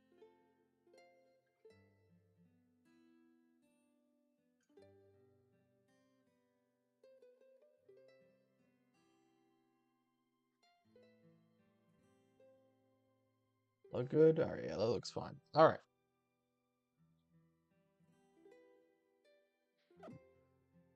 Well, that was great. Glad we were able to win that fight without any casualties. It was scary though. Thank God for Persian kind of being a backup plan to use fake out and then safely get into Gasly to win that battle.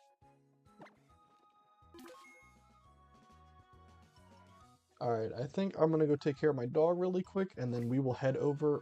We'll get our 10 Carrot Hill encounter, and we'll head over to Akala Island. And I don't think we're gonna make it to Totem Araquanid, but we'll get as far as we can on Akala Island after that. Alright, I'll be back. Give me about 10 minutes.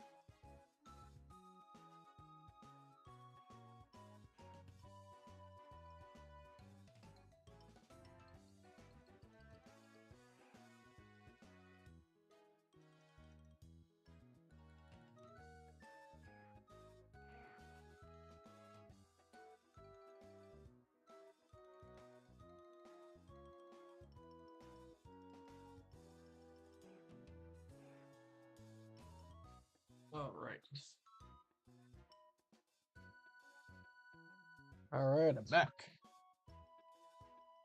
So we just got done with defeating first Kahuna, Hala, and now we are going to make our way towards 10 Carat Hill. And then Mantine surf over to Akala Island.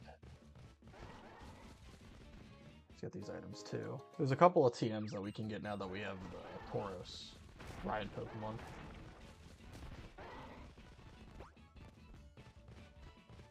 Oh, and there was an item up there, and I did not get it.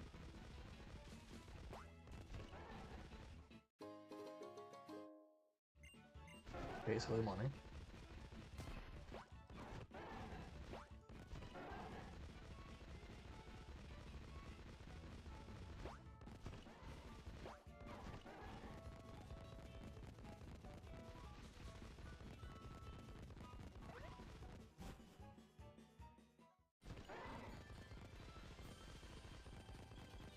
Let's get this TM up here.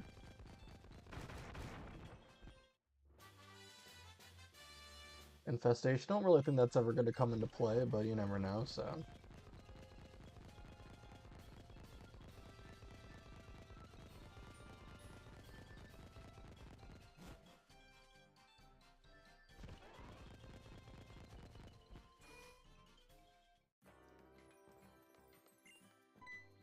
We have repels.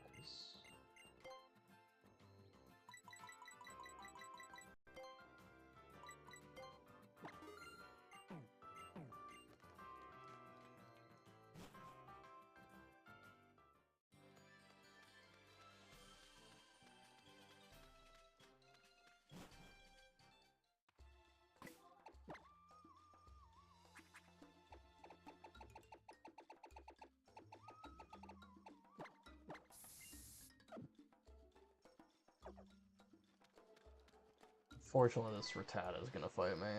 I think two of them are gonna fight me.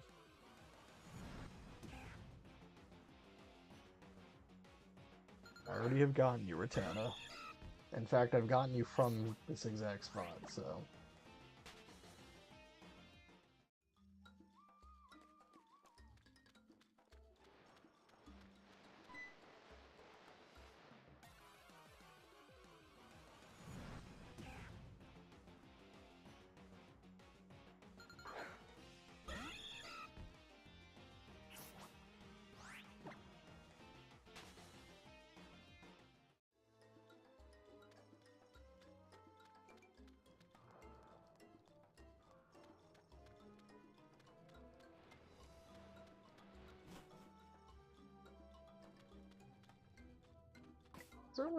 There's a way to hotkey it, right? Yeah, okay. There you go.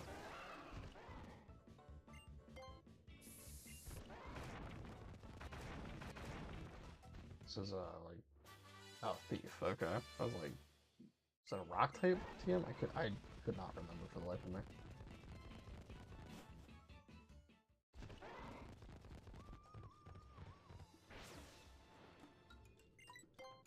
Well, I said no by accident, god dang it. Alright. Now we can head over to 10 Carat Hill and hopefully get either Mawile or Carbink, because we got Zubat and Psyduck as Species Clause. Repels right now.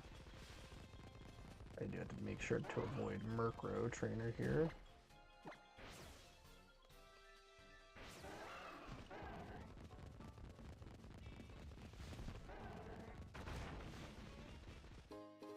Star Piece, okay.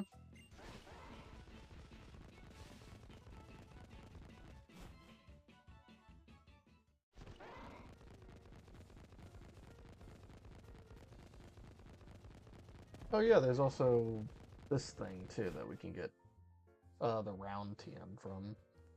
Don't really think round's ever going to come into play, but might as well do it while I'm here.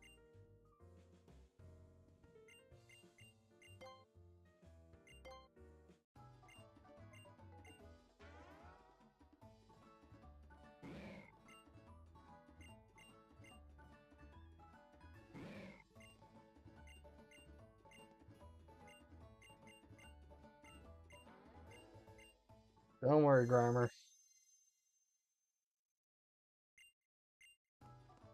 I got you covered.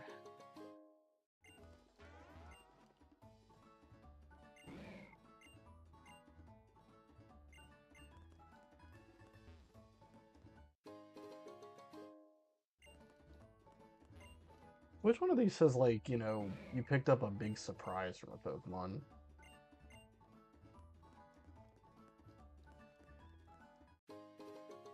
No, it's just a bit of garbage.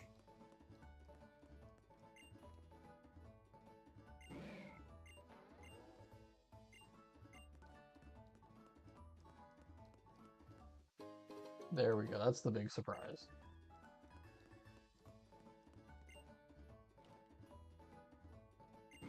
Here you go, Grimer.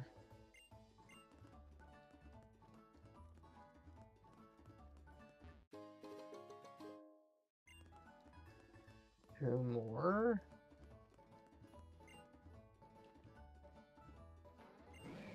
And one more.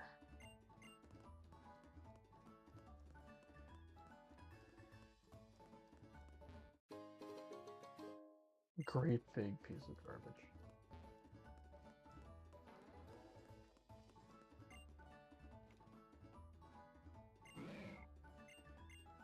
Alright, there we go. The day is saved.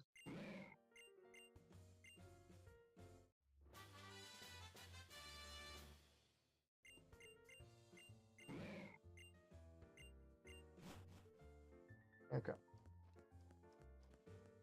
Now let's go to 10 Carat Hill for the 18th time that I've said that.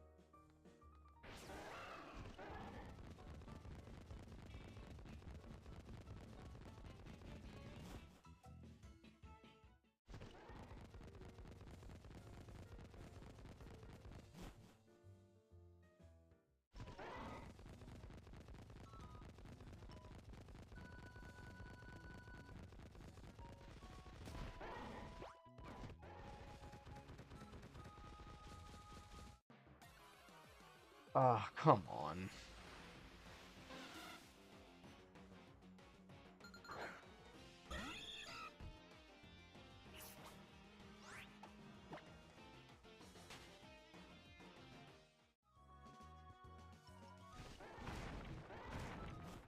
Alright, let's see what we get from here.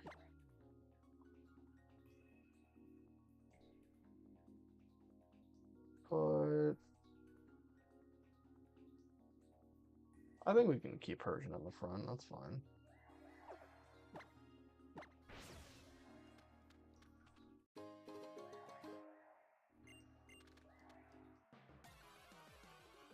Alright, what's it gonna be? Carbink, okay. Carbink's pretty solid.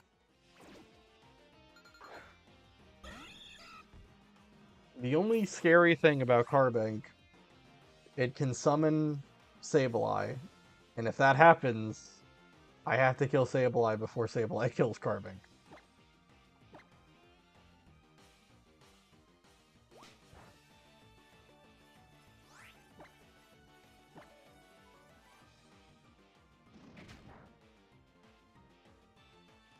I also don't want it doing that, increasing its attack.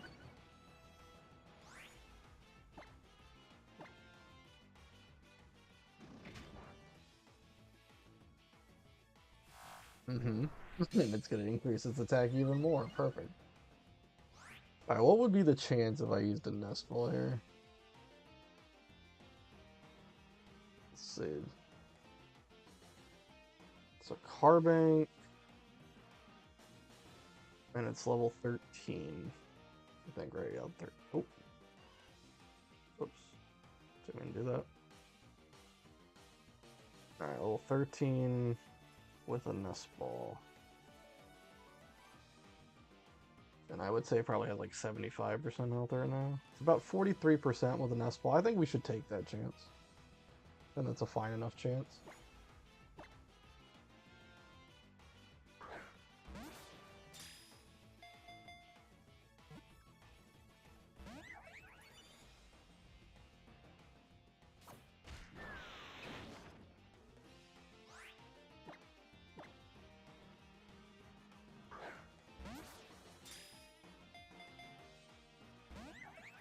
Come on, really? And it's gonna keep increasing its attack. God dang, man. This thing is not playing around.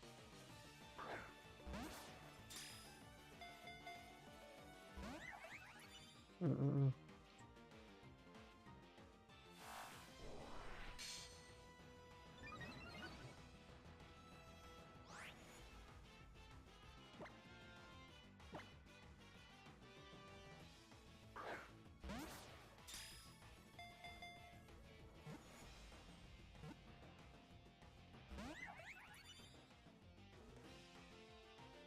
Oh my god, it's at +5. What is going on? Oh, don't do it now. Oh, it actually succeeded. Oh no. I'm gonna fail it then.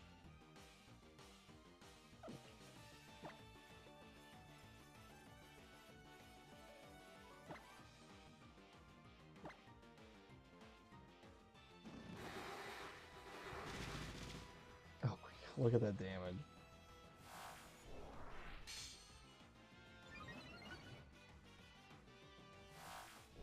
They're both sharpening.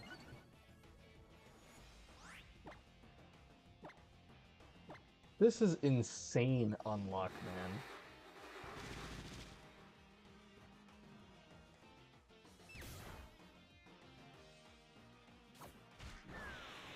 Yeah, I'm running from this is so stupid. It was a 43.2% per ball, and we just failed 5 in a row, and the whole time, or I don't know if it was probably more than that, honestly, but the whole time it just sharpens to +6 and then starts attacking. That's crazy unluck. It's fine though. Carbink would be like okay. It wouldn't be like anything game breaking though, so it's not a massive loss or anything like that.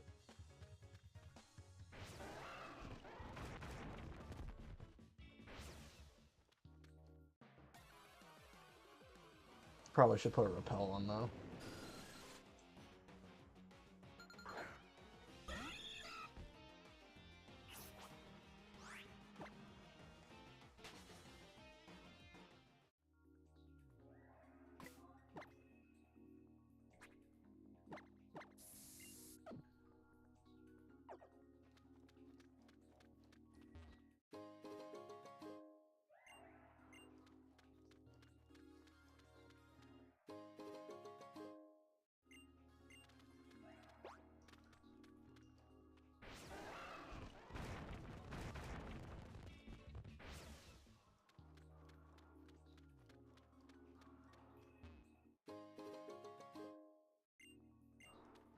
This is where you get the flying type Z crystal, although I don't plan on using Z crystals at all. There's not like too many scenarios I can think of where like a Z move would just be better than like having berry juice or citrus berry or leftover or something like that. Thank you, Kahili, for showing up out of nowhere and teaching me how to use that.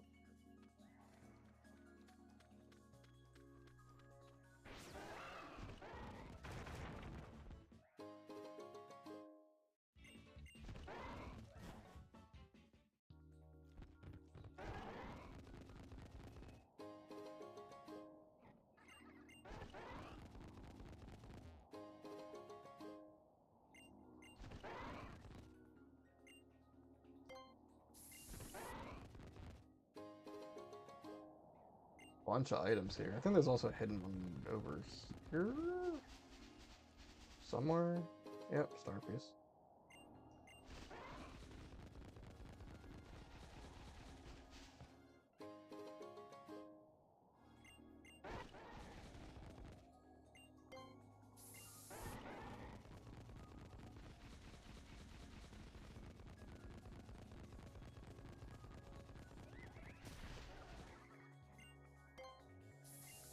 Like Smackdown or something. Yeah. Okay. All right. Well, this was all a giant waste of time outside of getting the TM because that was so bad with the card. I don't really think there's anything I could have done there, though. I mean, if it just starts, like, setting up like that and I'm not catching it, I guess I probably could have, like, led with Poplio and then, like, you know, used a water type attack to do some good damage to it. But even then, like, the chance isn't, like, magically going to be 100%. It's going to be, like, maybe, I don't know, 50 to 60, something like that. And at some point, I'm just going to have to, hit the chance to actually catch. 43 isn't bad, especially when you're throwing, like, 5 or 6 balls at it. But it did not work out.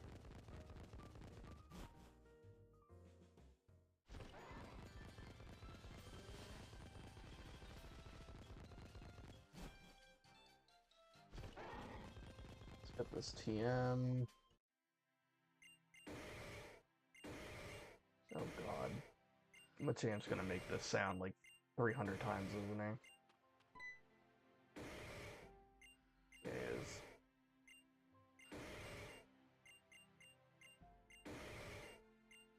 Oh, jeez.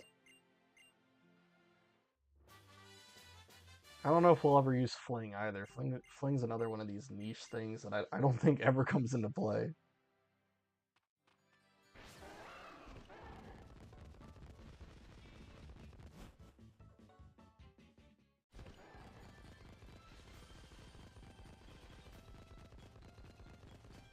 Oh wait, oh.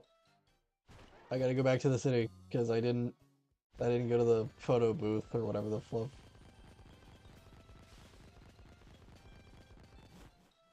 God dang it.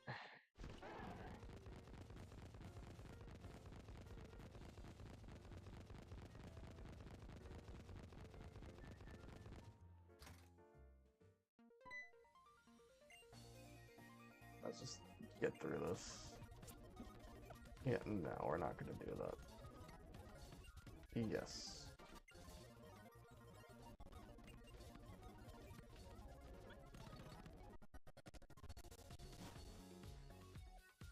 It's wild how early you can get a little impersion because of friendship. Yeah, I know, like, that it single-handedly saved me um against the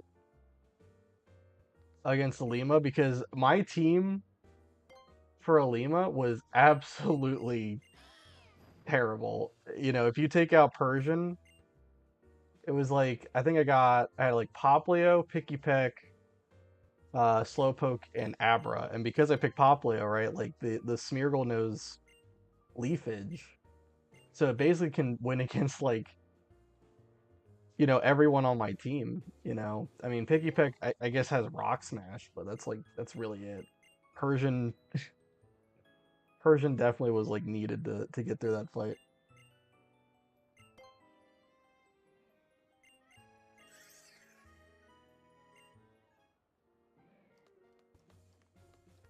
It's like the one thing I don't like about like Ultra Sun Ultra Moon is like, the early game is a little bit punishing with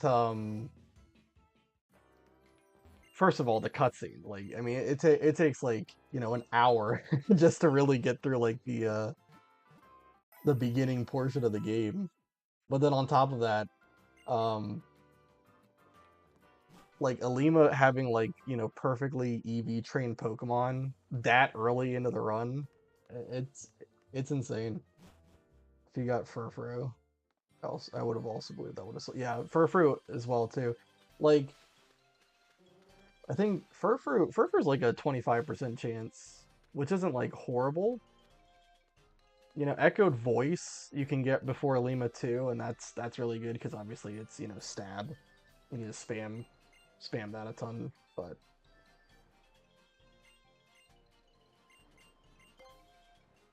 yeah, the early game can be daunting if you don't get like the right encounters.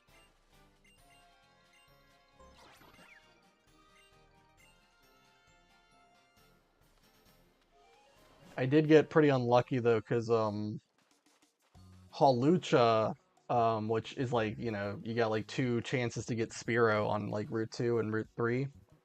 I did not get Spearow on either of those, so Hawlucha, which is probably arguably one of the best, Pokemon for the run, I'm gonna have to do without. Furfur basically has Miltank defensive stats. Uh, with Fur Coat, I think it's like even better physically. Um, Special defense I think is about the same though. I think it's like 90. Miltank I think maybe has like 80 or something, 85. Not sure about HP though. Miltank probably has more HP, let's be honest.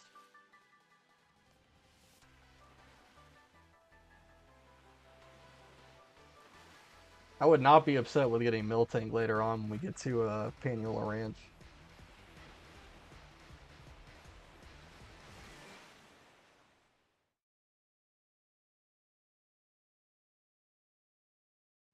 Oh, that's a long load screen.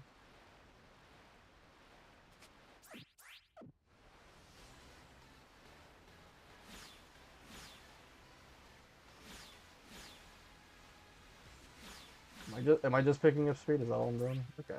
Yeah. Oops. Miltank has 70 and Furfur has 90, but Furfur has 75 HP and Miltank has 95 HP, yeah. They just want me to go off a weight. Yeah, I just want me to go off a weight. Okay. Yeah, then they probably have like about the same bulk. I don't know because like you know, like with Fur Coat I think really the effect is like it halves the damage it takes from uh from moves, but it might as well just be like doubling the defense stat. I think because of how base stats work, it's like, you know, it goes from like 60 to 100, like an effective like 140. It's not like going to 120. Even though that would make sense. It's I don't know. It also depends on like items and stuff. The Hawlucha trait, Wild Brave Nature, and Perfect Attack. Yes, it has Perfect Attack. It is really good. It can just one-shot the Totem Raticate, and then it's pretty easy to set up against Hala. I ended up having to do some gymnastics with Ghastly and Flabebe to just get through that. That was not ideal.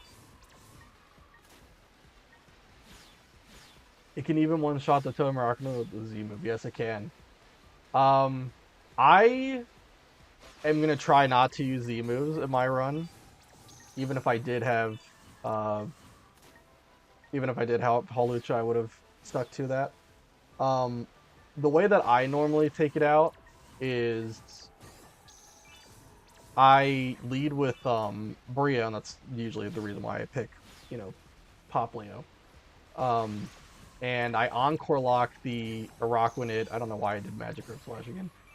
I Encore Lock the Araquanid into like Leech Life or whatever, and then I swap the Hawlucha. I am doing Magic Grip Slash again. I swap to Hawlucha then, and basically just take it out with like two wing attacks or whatever it is at that point. But now I'm gonna have to figure out a way to do that without Hawlucha.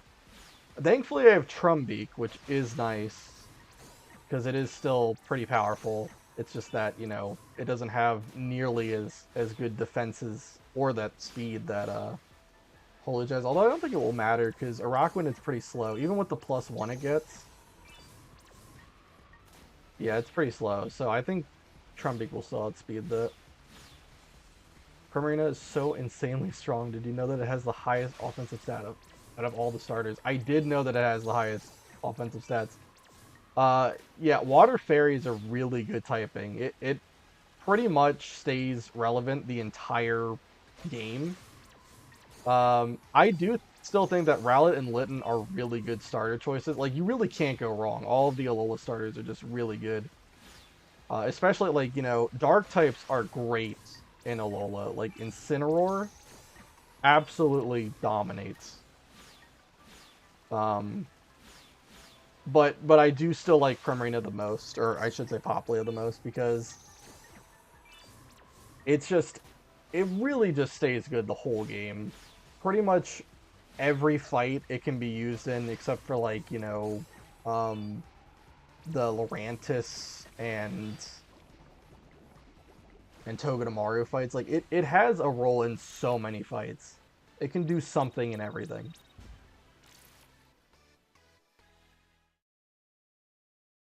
I think my Poplio got some pretty bad IVs though. I'm not 100% sure. Like I know it got good HP, but it got a bad nature. It got brave, so plus attack minus speed, and then yeah, the special attack is pretty bad too.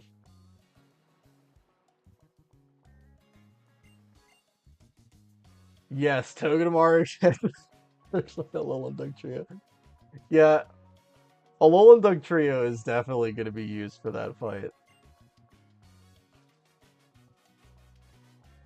It's always nice being able to use Pokemon that normally don't do much, in a run, but like finding like a niche use for them. Alolan Dugtrio is definitely like that is one of the best things it can do. It also does do pretty well against like Alolan Raichu, like the like How's Alolan Raichu, because it resists Psychic, gets immune to Electric, and also it resists Normal because it also has Quick Attack, I think. So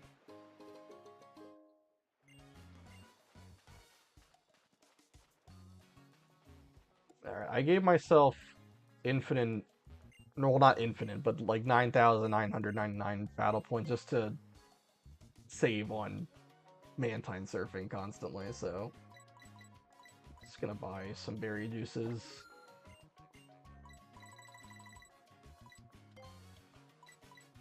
This is basically my way of like hacking in rare candies, is just doing it this way. Gotta at least unlock Mantine surfing to do this. Also Olivia.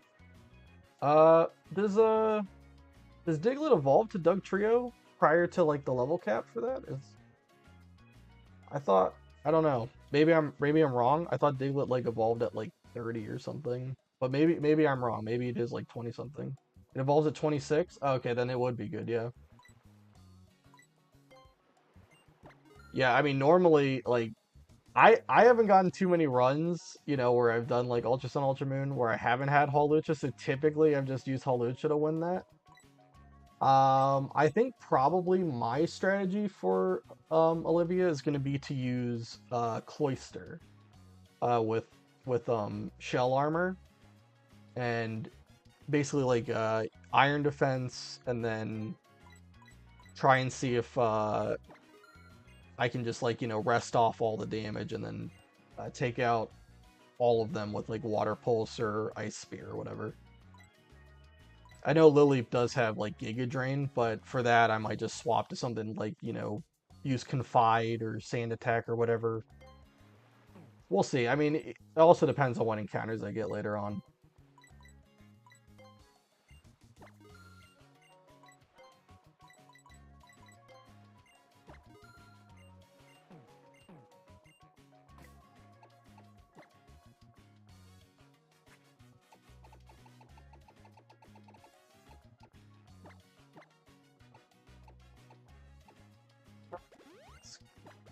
Boost the defense of Popplio. That's going to be used for Rockmanid for sure.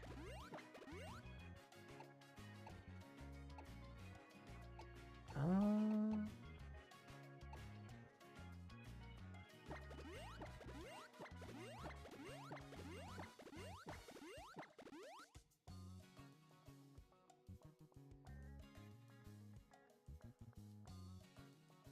Rock Tomb quirky mechanic still applies in USUM. Like they tend to not use Rock Tomb if they're faster, and obviously Lycan Rock won't when it's EV training speed. Yeah, yeah. I don't know. It is weird. Like I remember in Generation 4, um, doing all those runs, and you can get like Substitute really early, and like all sorts of Pokemon have Thunder Wave in that one for some reason. And like if you just have Substitute, it will just sit there and spam Thunder Wave if you outspeed it. It's like the funniest quirk in the AI. I don't know. Alright, how do I... Why is this... There we go. Yeah, the AI in Pokemon has a lot of quirks. Like, the one thing that, like, I don't really fully understand is the, like, double battle AI. Because that... To my knowledge, like, it kind of, like, picks a target at random and then picks the best move depending on that. But I've had some weird things happen in double battles. Like, things that just make zero sense.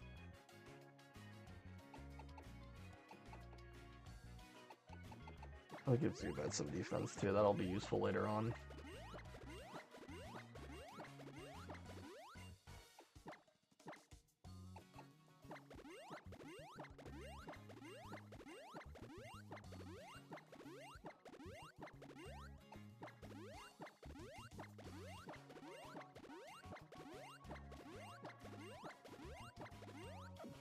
Alright.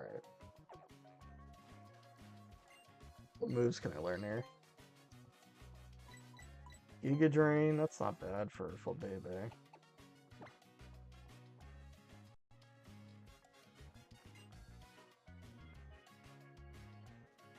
Yeah. Araquanid, yeah. When I was first doing runs of this game, I was trying to kind of go like a little bit blind. And, I hadn't played Ultra Sun, Ultra Moon in like, years, so I completely forgot about anything that went on in the Araquanid fight. But that is some disgusting moves and like everything. Like, the fact it's raining. He got like I especially like I remember I was like, why is it clicking bubble against my flying type? Surely Aurora Beam is stronger. And then I realized that it has water bubble for its ability, so it doubles it doubles the base power of bubble, and it just becomes the strongest move in the game, I guess. It's crazy. You really don't have a lot that can answer to a Rockwanid. Like, it's like the game was just designed for you to be over leveled, I guess. Like, have the XP share on the whole time and just be over leveled. Because like, especially like Ultra Necrozma, like that fight, that fight's insane. What a shell shock. You're not prepared for it. You go through the Ultra wormhole. You're ready to fight this big legendary. You're ready with your Master Ball. And then it's like, oh, you can't catch it. And, oh, by the way, it has like +1 in every stat, and its moveset is insane. So good luck. At least we have an NPC that has a Focus Sash. Very true, yes. And that Focus Sash will come into play. 100%. We already got the Alolan Rattata with, eventually I'll have Endeavor and Quick Attack. And it has Gluttony instead of Hustle, so that's also really good. I know that there's like ability capsules anyway that you can buy that can obviously change the ability, but it's nice that I don't have to worry about that at all. Just, get an Alolan Rattata that has Gluttony and bypasses the need for it.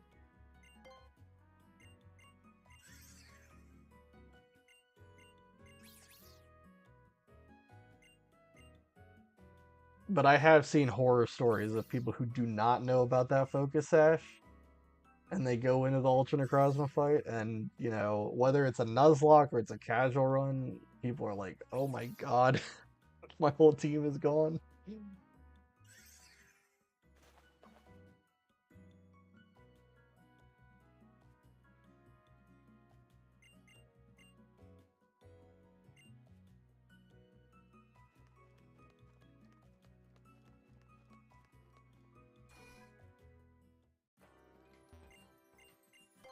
I don't even think I need to heal up, but I'm already here, why not?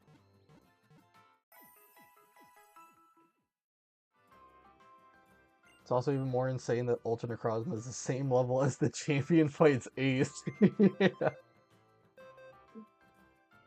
Yeah, like it's some evil game design. I don't know what they were thinking with it, but it's a good troll by Game Freak for sure.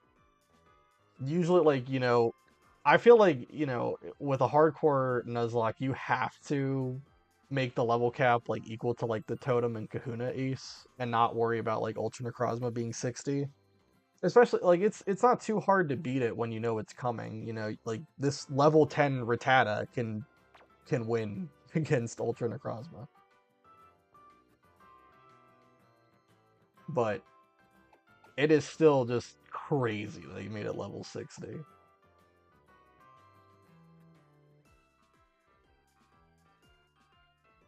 All right. I think I do want to put a Alolan Rattata on the team because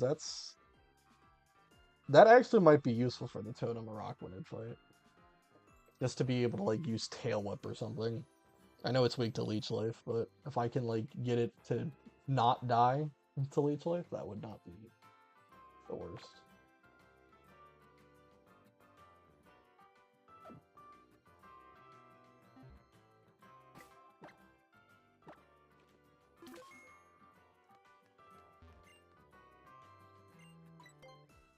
I'm gonna sell all these nuggets and star pieces and everything that I have.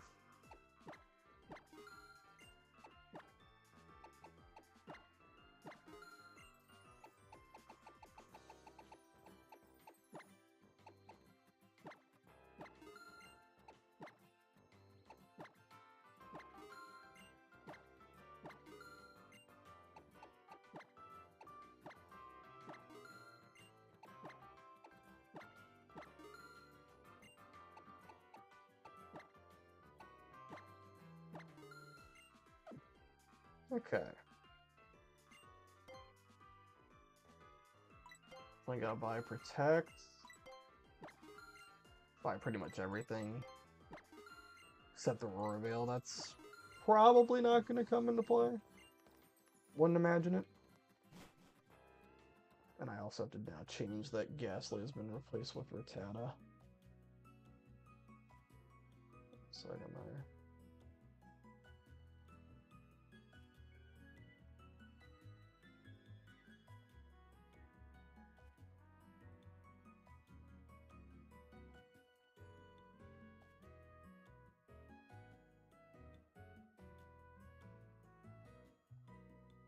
this out. Alright, Rattata. There we go. Okay.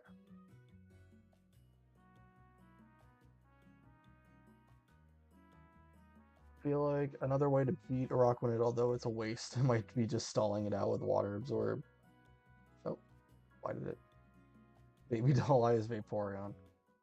Um, yeah, I mean, wait, can you get a Water Stone for Eevee though? Um, I'm not 100% if you can get a Water Stone for Eevee. Daycare gives it. Oh, I didn't even know that happened. I didn't even know that existed. Usually I just evolve Eevee into Umbreon if you hatch the egg. Okay, well I that's something I never knew.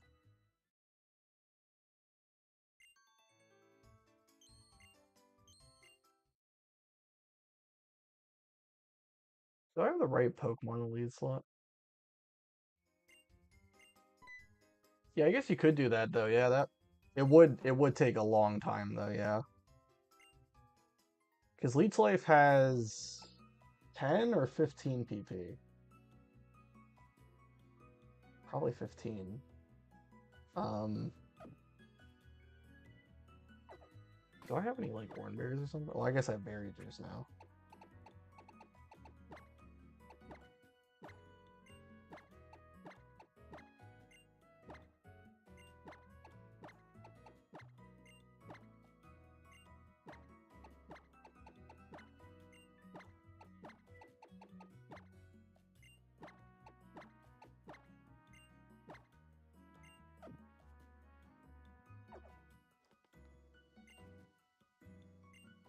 All right, let's fight these guys.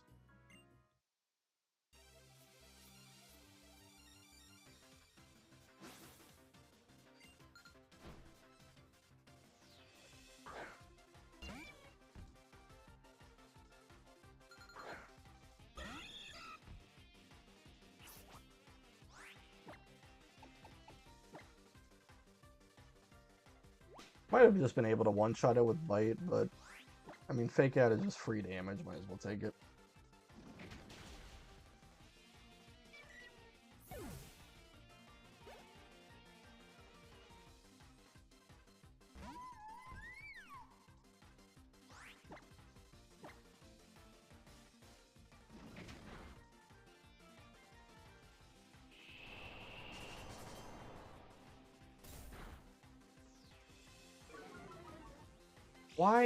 Why is everything critting me today? That's insane. I got crit during the Kahuna fight with the Z move, and now I'm getting crit here in Glaceon. That's wild. Well, I guess I'm critting, so I can't be too upset about it. I think it's kind of annoying that Marowak likes to use the tech, but sometimes it doesn't. Yes, that mind game has come into play a lot. Normally, what I do for that fight, I lead with, if I manage to get Wishy-Washy, it's not guaranteed, but it's a pretty high chance. But if I get Wishy-Washy, I lead with that. I use Protect, and then when Salazzle gets summoned, I just one-shot that with Brian, because I think you can pretty, like, unless you got, like, absolute trash for, like, special attack, I think you can reliably kill the Salazzle. And from there, it, you know, just take out the Salazzle, and once it's a 1v1 with Marowak, I go to Golbat, and I steal the Thick Club, and then Gyarados takes it away.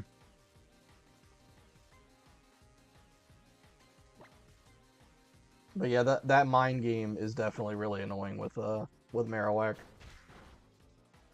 But if you can steal the Thick Club, it pretty much becomes a non-issue. Like it does have really good coverage, like having Brick Break, but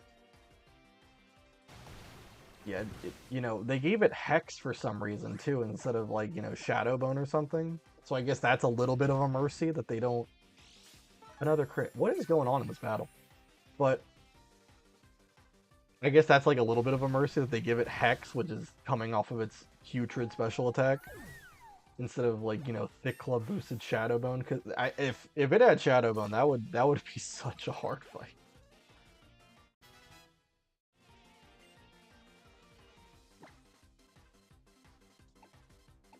I think that's also, like, a funny thing that like, if you get Cubone, it doesn't learn Shadow Bone.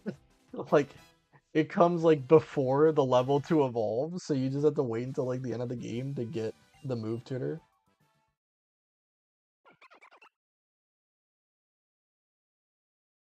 I think it's funny that Guzma's Masquerain makes Masquerain kind of look threatening because it's fully EV trade. Yes, very true.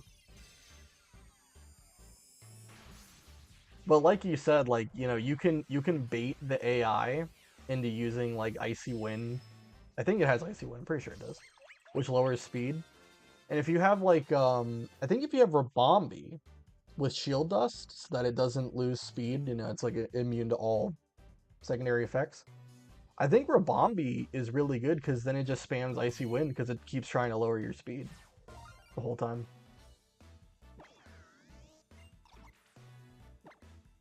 So it doesn't go for, like, you know, uh, Air Cutter. I think, is it Air Cutter or Air Slash? One of the two. It doesn't go for that. It goes for Icy Wind every time.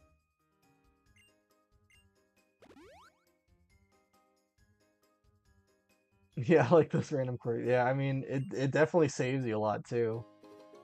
You know, when it's like do or die, you're in a bad spot, it always helps when you know what the AI is going to do and you can just, you know, pivot out of a bad situation.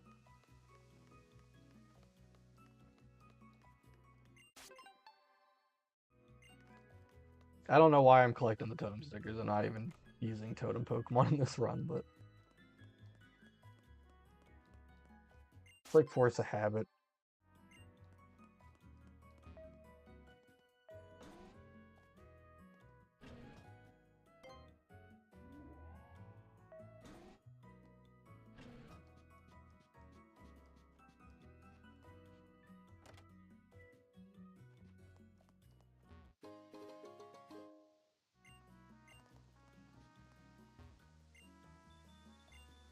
I did not mean to talk to you, Chorus. Please stop talking to me.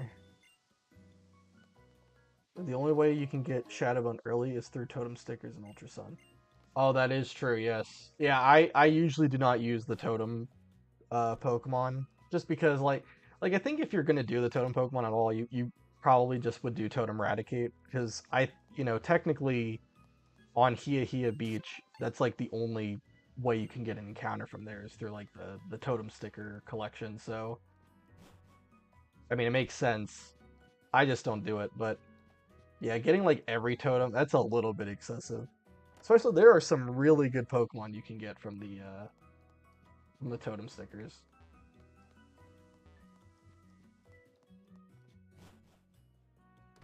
I've only ever gotten Cubone in like Ultra Sun or Ultra Moon one time, even though I think it's like 24%. It's some weird number. It's like 24% or something like that to get it.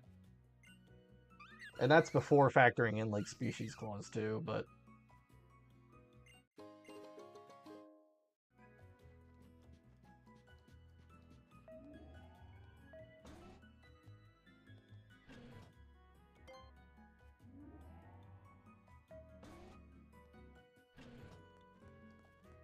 Marowak is not even good too. It's just way too slow. It is true, but I will say it has one big niche. That final double battle in Victory Road, it is really good if you get Lightning Rod on it. Because then Vikavolt basically can't do anything. And you can just focus all of your attention on the veteran trainer, which has all the EV train stuff. So you can just one shot Glalie, one shot Tyranitar, one shot Bisharp if you have like a fast enough fighting type. It does have a niche there. And there are a couple of other fights that it can help out with, for sure.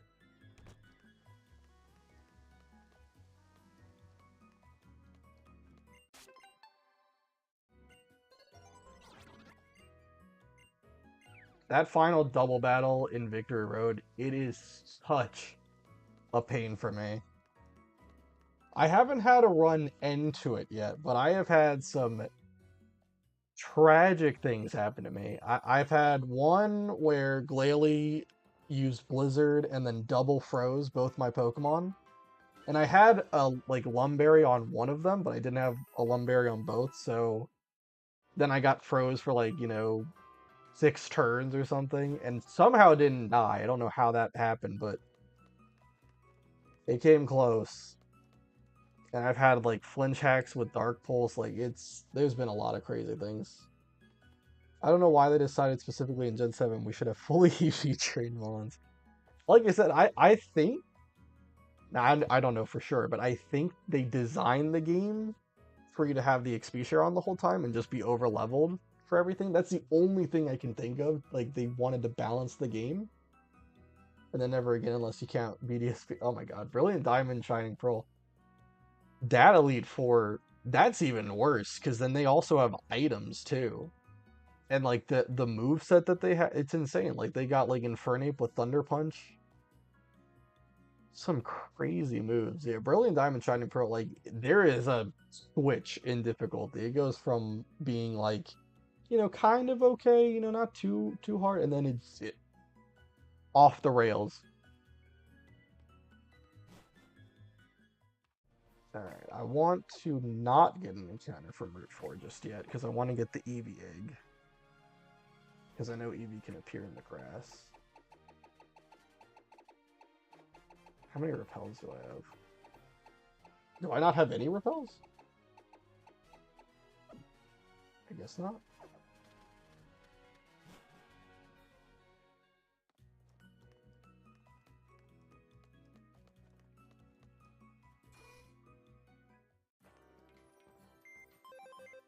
Why did I go to the PC box? I need to be talking to the shopkeep.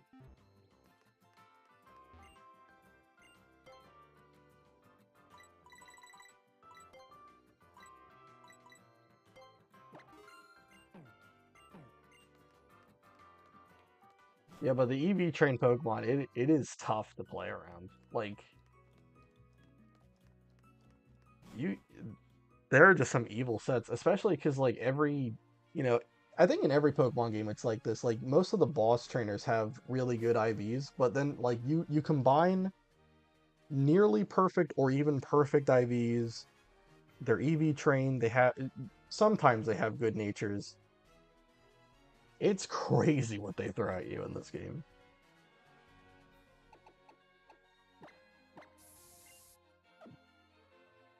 Have you ever thought of doing Rainbow Rocket as a Nuzlocke, or like you tried it or not really? I've never tried it. You know, typically with Ultra Sun, Ultra Moon, I just play to the Elite Four and win that. It would be pretty interesting to do one day though, for sure, because I know that's tough. I mean, you do get Mega Evolution too. I don't know all the Pokemon that you would have access to that could Mega Evolve, but yeah, it would add a different element to the game. I don't think I'm gonna do it in this run though. I think if I make it to the Elite Four, beat the champion, I think that's probably gonna be the end of the run. Call it a mission success for that.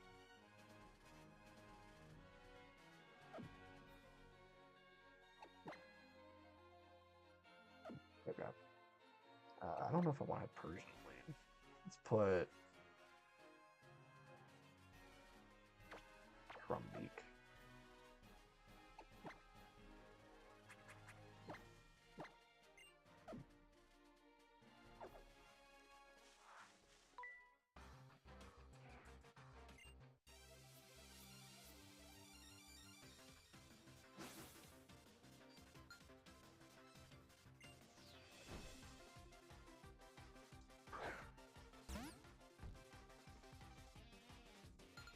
Yeah, those random veteran or ace trainers with EV trained Mon sometimes just run you down. Absolutely.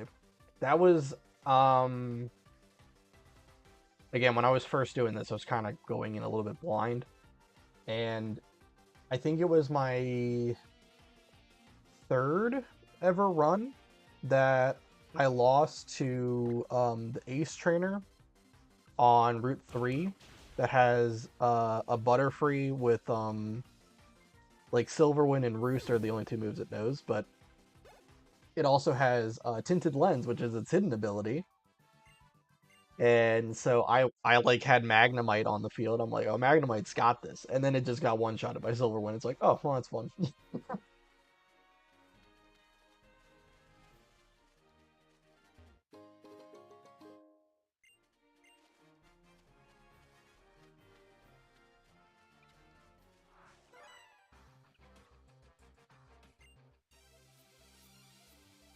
And it's even worse because like that trainer, like there's incentive to fight him because he gives the Roost TM, and Roost is like it's really good. And when you have a guy who's like, oh yeah, just fight everyone on the route, and then you can fight me. It's like, okay, yeah, well the other three guys weren't that hard to beat, just a Growlithe, a Patillo or Cottony, and then a Psyduck. That's easy. And then you go in and fight him, and he just it's like, all right.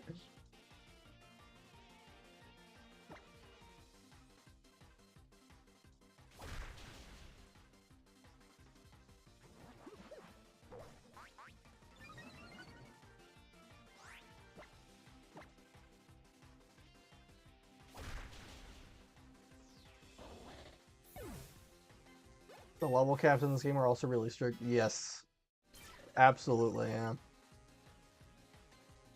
Like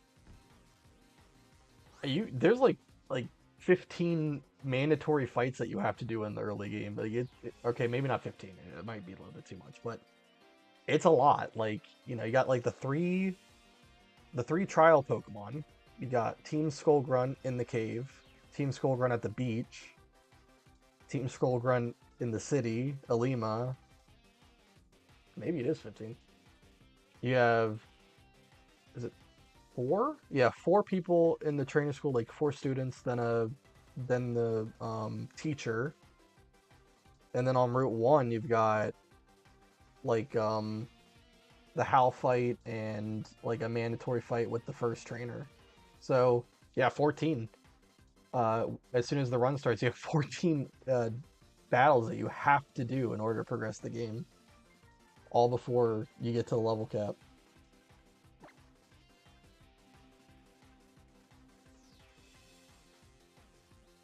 Alright, for Bagon, we'll go to Lily.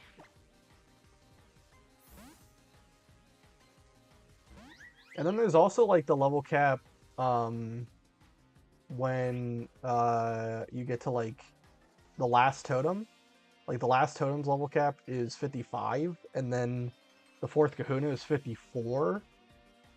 So you have two options. Either you can overlevel, or not overlevel, obviously, but like you can go into the totem fight at 55 to beat Rabombi easier, and then not use those Pokemon for Hapu, or you can go into Rabombi disadvantaged so that you don't overlevel for the Hapu fight. Like it's tough to manage sometimes.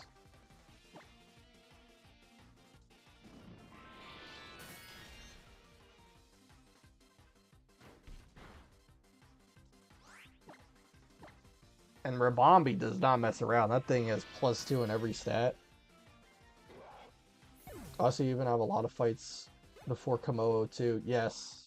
I mean, Ether Paradise, it's full. It's like, it basically might as well be Boss Rush. You know, you got Faba, Guzma, and Lusamine all just back to back. And you have to respect them because, like, the levels of the Pokemon are just really high, you know? And they have good teams. Like, Lusamine especially. And I think Lusamine is weird because Lusamine has like weird AI. Like it has almost not. I wouldn't say it's like the worst AI, but it's almost like random at times what move it clicks. And that Beware specifically is just really hard. It's really scary to play around.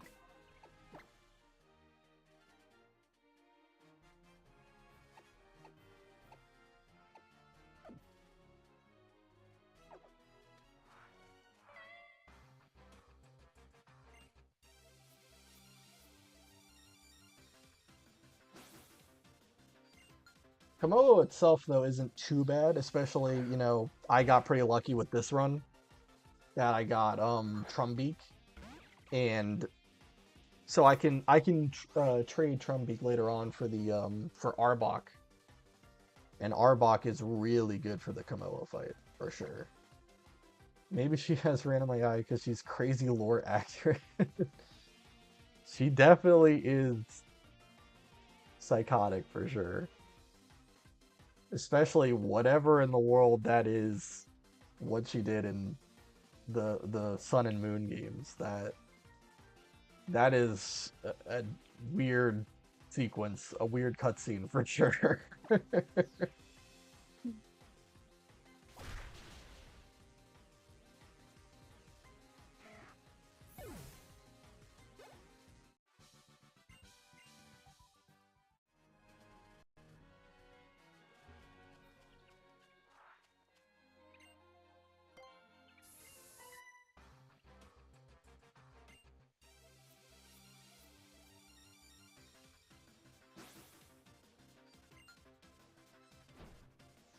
It's even more weird that it just transitions into a Pokemon battle and no one talks about it.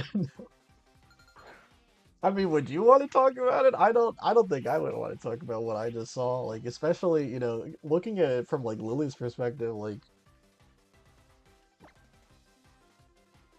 that is a that is a biology lesson I did not need. Did not need at all. I think isn't like the like in the, I don't know if it's in the game's coding or whatever, but like she's like called like Ultra Mother or whatever. It's some, I don't know what was going on. Something was going on in Game Freak when they decided to make that a reality.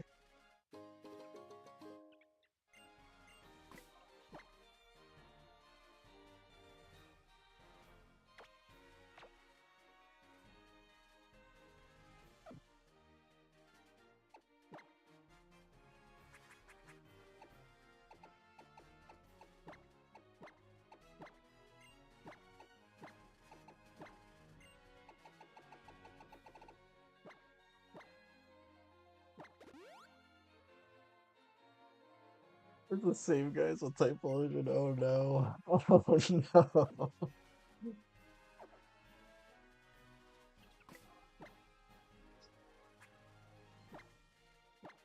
Oh, poor Typhlosion, man.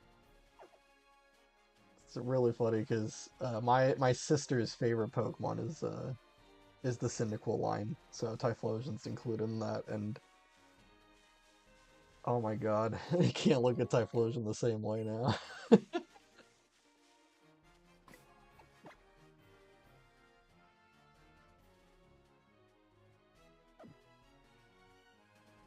This guy is a cutie fly, right?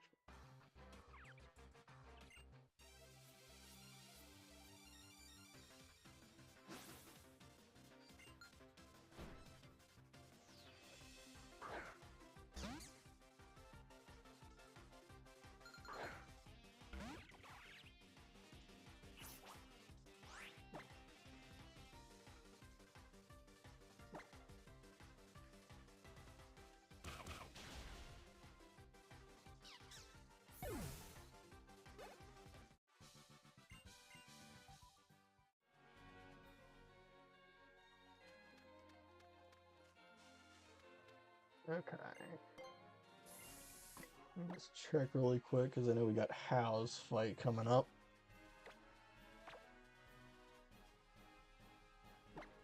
Oh, you know, I can teach Brion Water Pulse, I think. That's at one of the move tutors.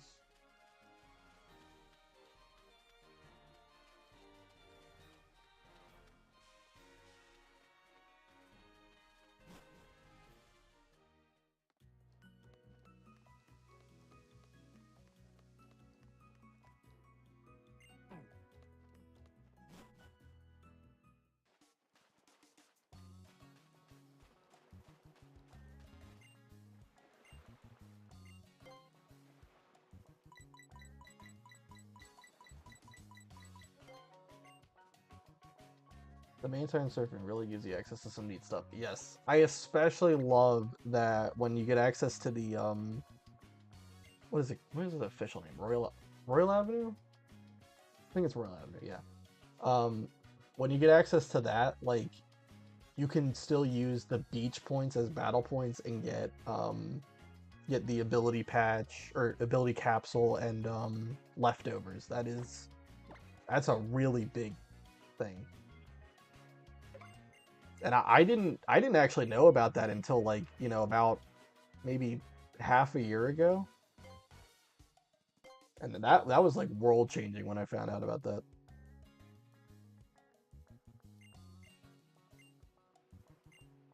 Felt like those berry juice were nice for you and also nice to implement berry juice that early. Yeah. I mean, technically you could get berry juice if you wanted to. If you wanted to really put in the grind, you know, and either, you know, move your clock forward or just wait the days out, you could use Festival Plaza and do like the lotteries and try to get the berry juice that way. But that's too much. Festival Plaza in general is just too much.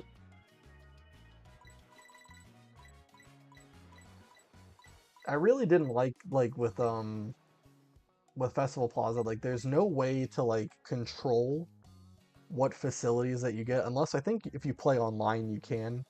But like if you're offline, there's really no way to control what facilities you get. Like you just it just gives you random things and either they're good or they're bad. They have 1 star, they have 3.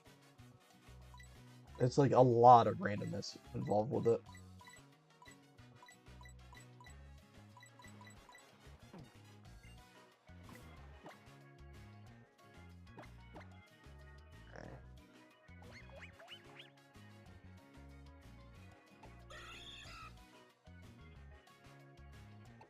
So he has Torracat, Noibat, Pikachu, and Eevee, I think. So really it's just Torracat that's even remotely scary. Might want to get some HP ups just to make sure I can live like a crit Z. Oh, I did not mean to say no.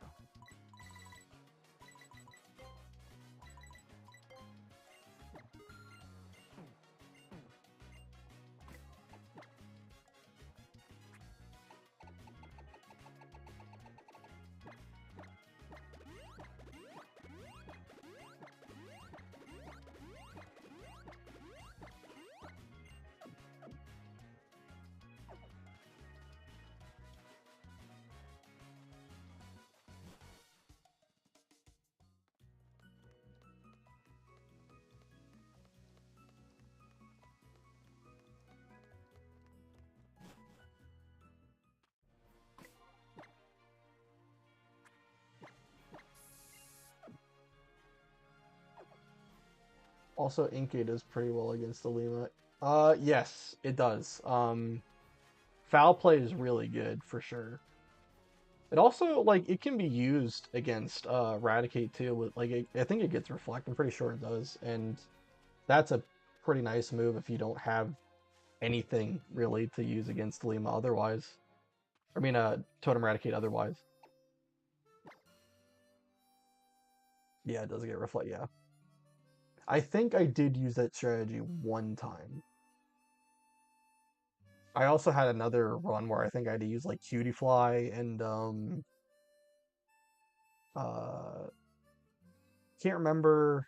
I think I just used Stun Spore to paralyze the Raticate, and then it likes to use Scary Face to lower your speed.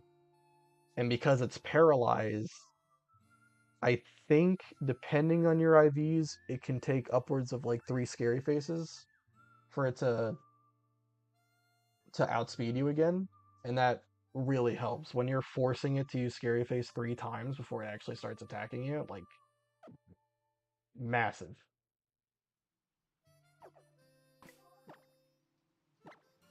The only thing is that Stun Spore obviously has a 75% chance to hit. So funny how Cutie Fly just fucks up Hollow so hard. Cutie Fly, yeah, I really wish I would have gotten it.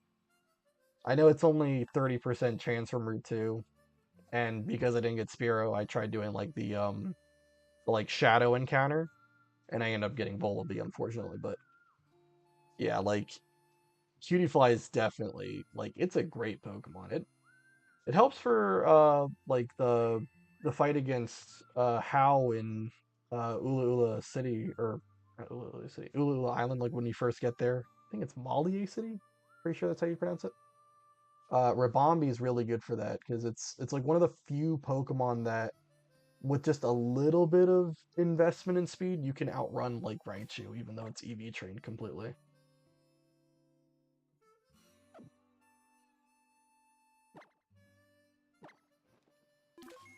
All right, let's go ahead and fight How.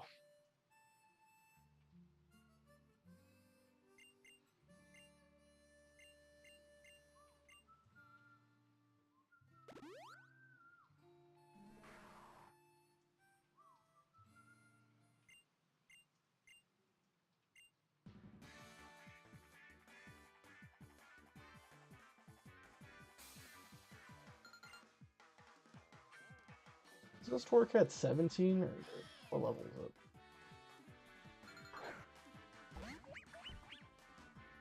Yeah, that Raichu is wild with Psychic and Electro Ball on top of the EV train speed. Yes. Yes. And I think Electro Ball is kind of weird with the AI. Like, they don't normally click it all the time, even if it is the best move. It just some weird quirk with the AI. I don't fully know it or understand it, but it has something like, where it doesn't always prioritize using Electro Ball, even though it's the strongest damaging move.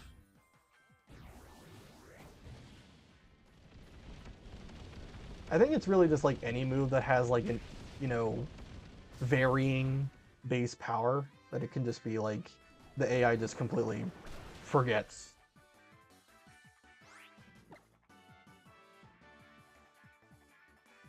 Okay, so that's like 100 base power.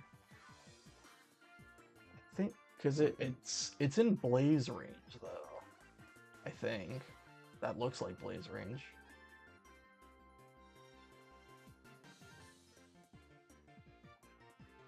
I think we're still fine though, because Fire Fang is 65, Stab 97 and a half, resisted is at 48.75. So Blaze would just make it just like cancel that out, I guess. Yeah, I think we're fine. I think a crit would be okay. Oh, one for scratch anyway. It's moments like this that I overthink the AI. Like I think Fire Fang. Well, I guess if it wasn't in Blaze range, maybe Fire Fang wasn't the best move. No, Fire Fang would still be better, because Scratch is 40. Fire Fang, after stab and resist, it's 48.75 or whatever. Whatever I just said.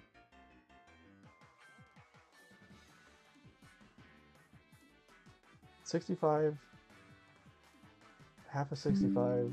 Oh shoot, what happened? 32 and a half. So 97.5. Yeah. I don't know.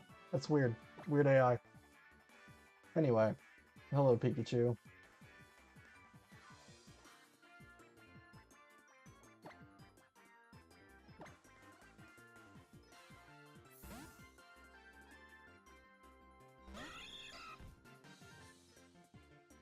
Oh, speaking of Electro Ball, here's a Pikachu.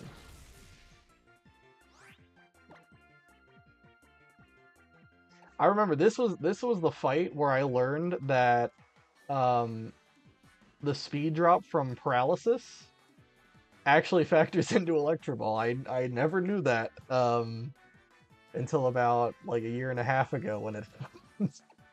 I didn't die, but it was a learning experience for sure. Yeah, I just think some trainer fights just might have varying levels of AI that I don't completely understand. Yeah, I think that is true. There's a massive, set of rules that the AI likes to follow. Like right there, Electro Ball was stronger than Quick Attack, but it still clicked Quick Attack.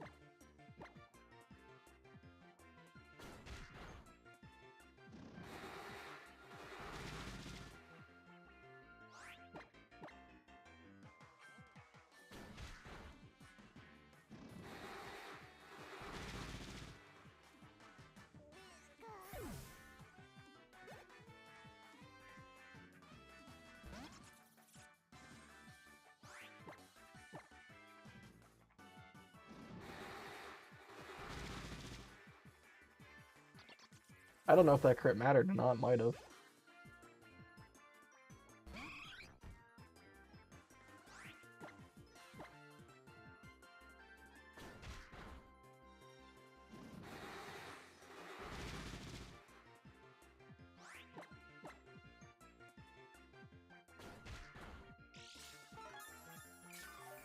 They had to do just enough damage to make me use my berry juice.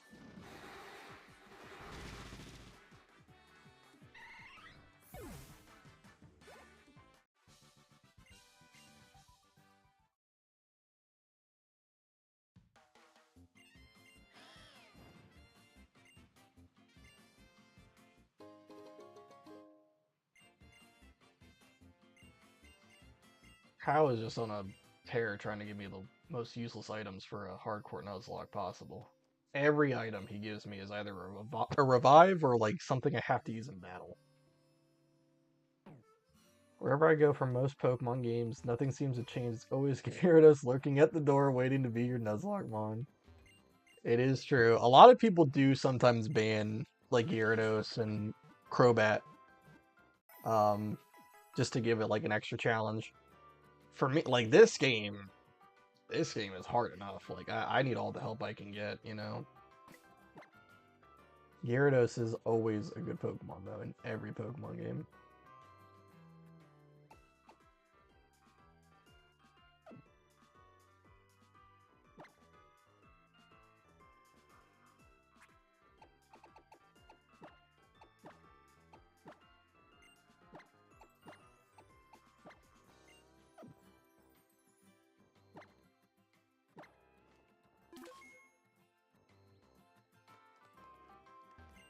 What kind of Pokeballs do they have here?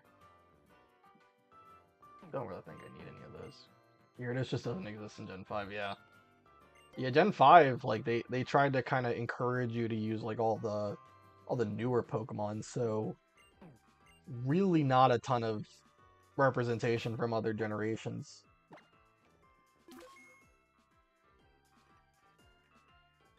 Gen 5 though, like that's another really tough game to Nuzlocke too, especially if you play on challenge mode with like Black and White too. Oh my god. That can be hard, man. Like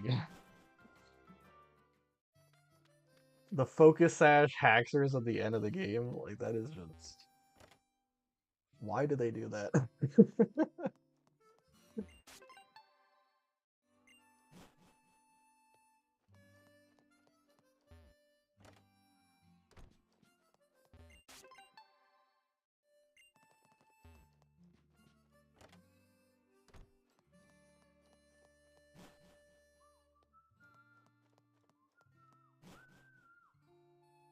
Focus Sash is there in normal mode. Oh, I completely forgot about that. Normally, if I'm going back to Gen 5, like I'm going all out. I'm going challenge. I didn't even know that was there in normal mode. That's crazy. You gotta make sure you have stealth rocks or something.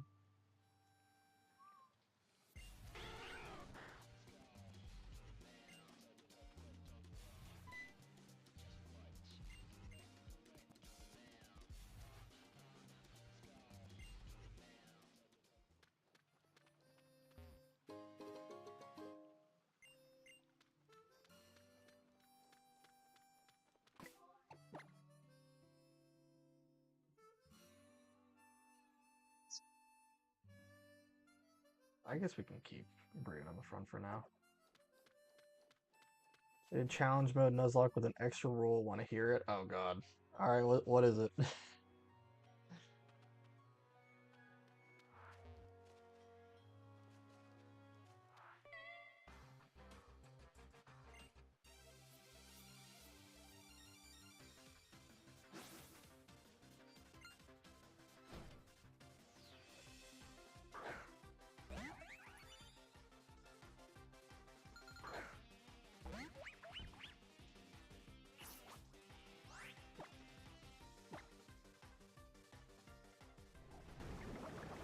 I only use Gen 5 Pokemon that are middle stages, so only 3-stage families up to the second stage. That's interesting, yeah. What the Elite Four team was. Okay. I'm trying to think if I can maybe guess at least like one of them. 3-stage evolutions.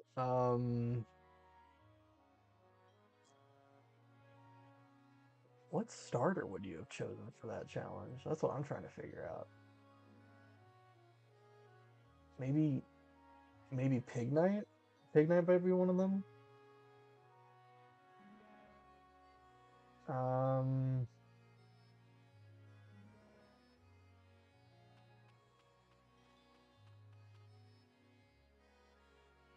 God dang, it's tough just thinking of like 3-stage evolutions in the game. Highly doubt that you would have used Tranquil. Maybe Krokorok. Krokorok, especially if it has Intimidate. You chose Oshawott for the starter, but was not on the Elite 14. Wow. So no starter in the Elite Four. That's crazy. I mean, it's not too crazy. Like in this game, for example, I usually don't use my starter in the Elite Four. Yeah, I think maybe Krokorok. Krokorok has to be one of them, right? Because it's got Intimidate. Krokorok was on the Elite Four team. Yeah, I would figure. It's also really good against like the Psychic type, the Ghost type, Elite Four members. Probably just straight up swept them.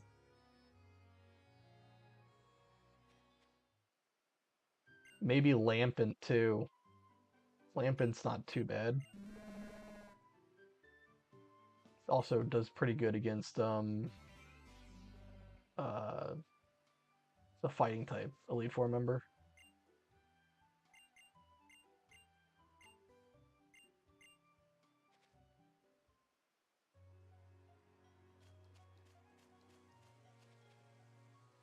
It was Krokorok, Violus, Girder, Lampent, Boldor, and Gothorita. Boldor makes a lot of sense. You like Stealth Rock user definitely would be like huge.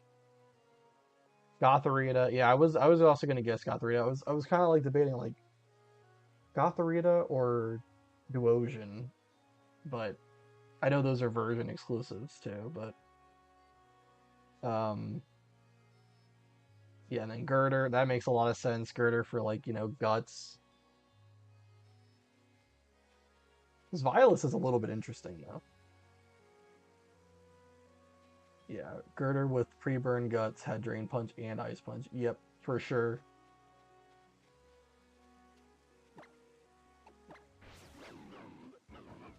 Which one would you say was the most important Pokemon for that run? Not just for the Elite 14, but like just the whole run.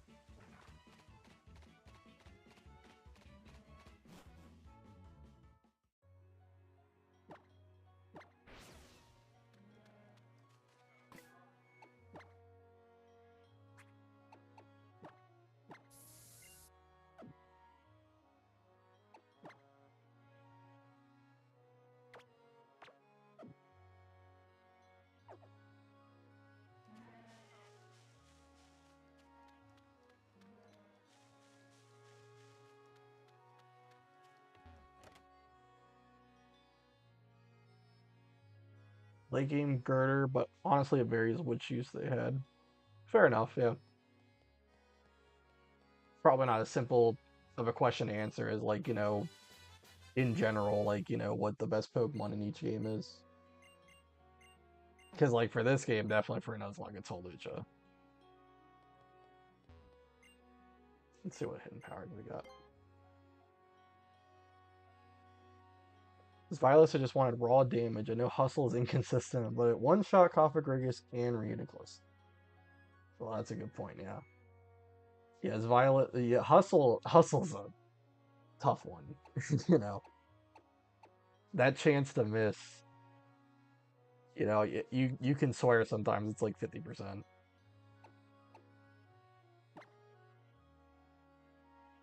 But yeah, one-shotting Cofagrigus is huge because that thing is tanky. I really like Cofagrigus whenever you get it in like a normal run. Like Will-O-Wisp and Hex, that is peak.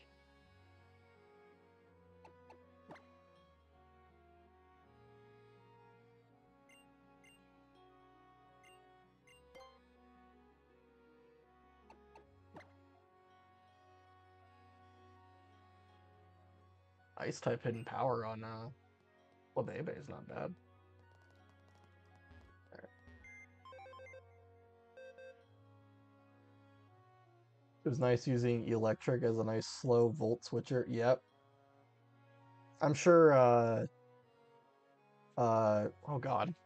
I always forget if it's Clink or Clang. That's the mid evolution. I think it's Clang. But that probably also would have been decent too if you got that.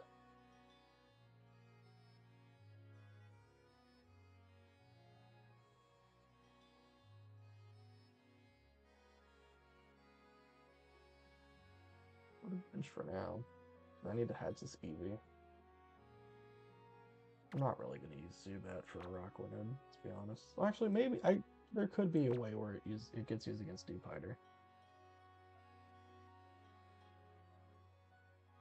Got way too late for it to have use. Yeah, I understand that.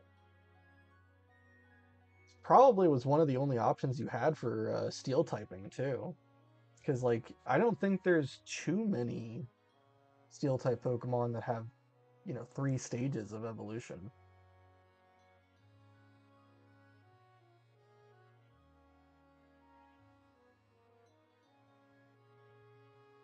I'll just put Rattata away for now.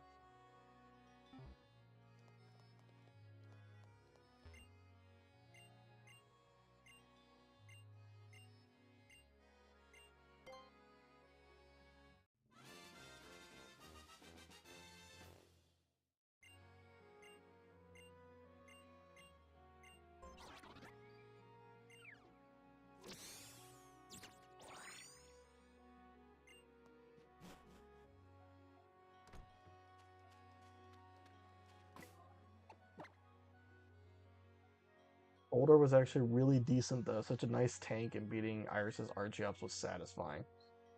It's actually funny you say that because I also typically don't play with like trait evolutions on. So I usually do use Boldor for the Elite Four when I do Black and White and Black and White 2. And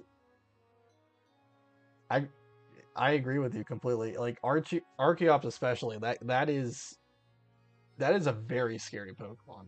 And being able to defeat it without too much issue using Boldor, yeah, it's pretty good.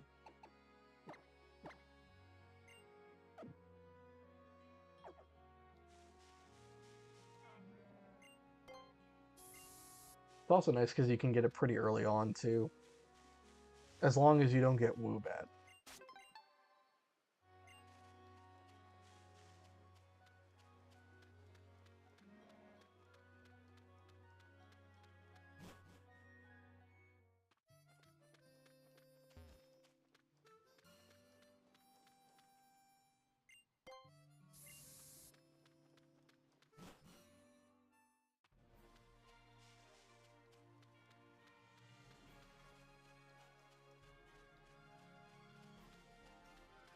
I also used Smackdown Boulder into Earthquake Croc Rock to beat Gets's Electrode, which was hype. That is pretty hype. That is pretty hype.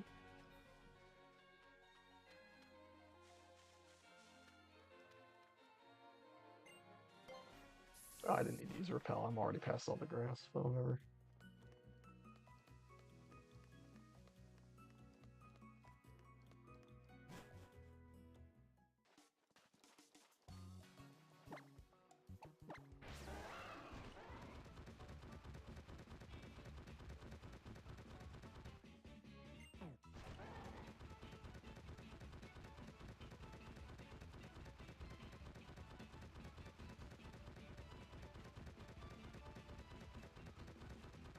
Alright, I think I'm gonna hatch this egg, get the Route 4 encounter, and then I think I'm gonna call it.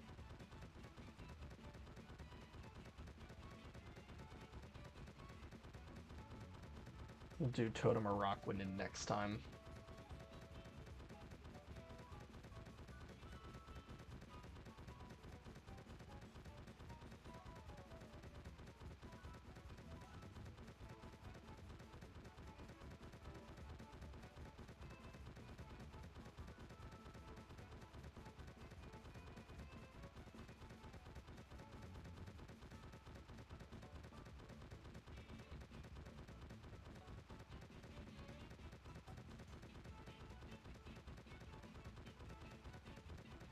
Unironically used Tranquil. It actually used Quick Attack to finish off Skyless Sigilus somehow. That is impressive, yeah. I mean, Tranquil's not like the worst Pokemon. It's unreliable, even if you get like super luck and you have, ways to, I don't know if, can you get scope ones in Black and White 2? Probably can. Um, but even with like the extra damage, like, and back then with crits doing like double damage, like, probably not too great. Probably decent for early game. You can stab return right away after Gym 1. Very true.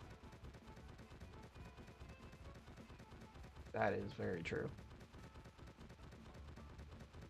Also, I think crit rate works differently in Gen 5. It's like, I don't remember the full scale. I know like +1 crit rate's 1 in 8. And then I think it's like 1 in 4 or 1 in 3, something like that.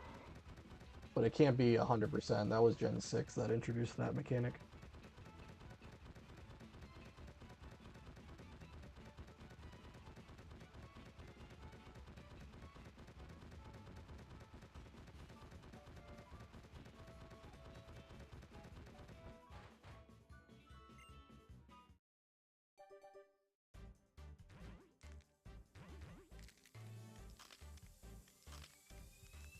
Alright, welcome, Eevee.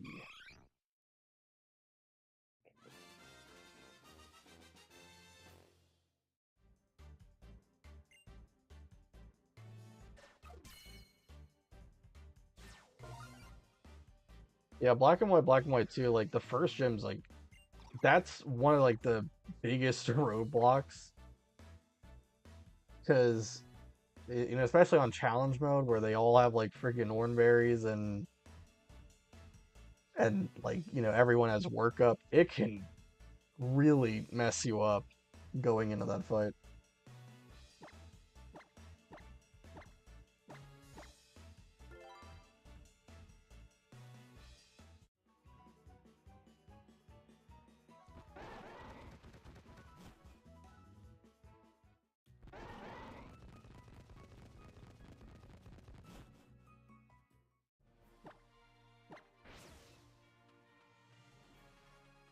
Okay.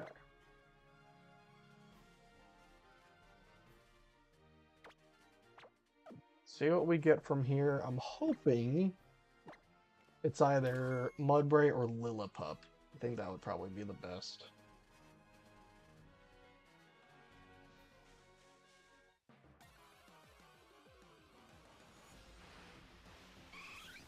Oh well, I'm glad that I hatched the egg before I got this encounter, because that's crazy. That's crazy. Good old 5% chance.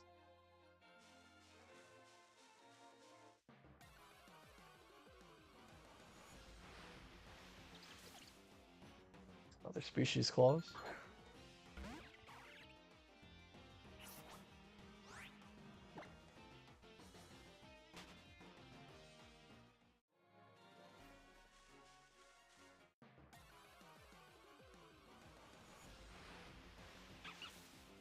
Okay, Lillipup, perfect.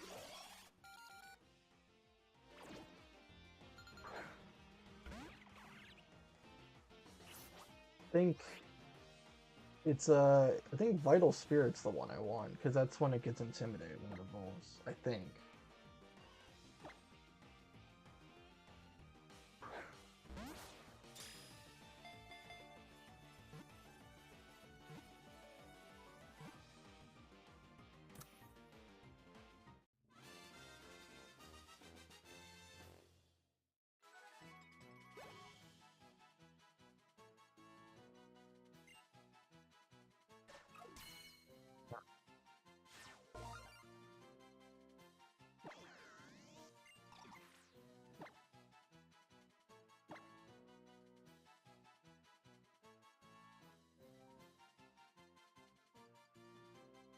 Uh,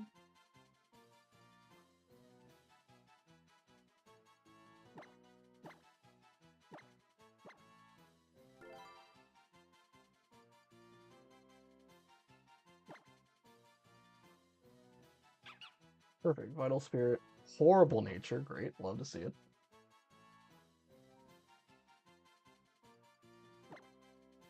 Okay.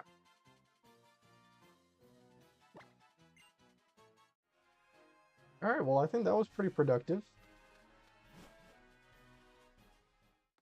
Thankfully did not die to, Hala, because that was pretty scary. I didn't get a lot of great encounters for that, but we got through that.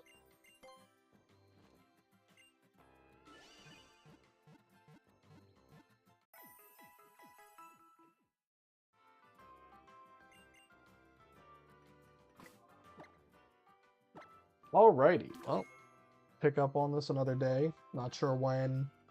Maybe Friday, maybe next Tuesday. Um, but yeah, this was fun. Alrighty. Well, thank you, Slayer, for showing up. Thank you for anyone else who showed up during the stream or is watching the VOD. I'm out.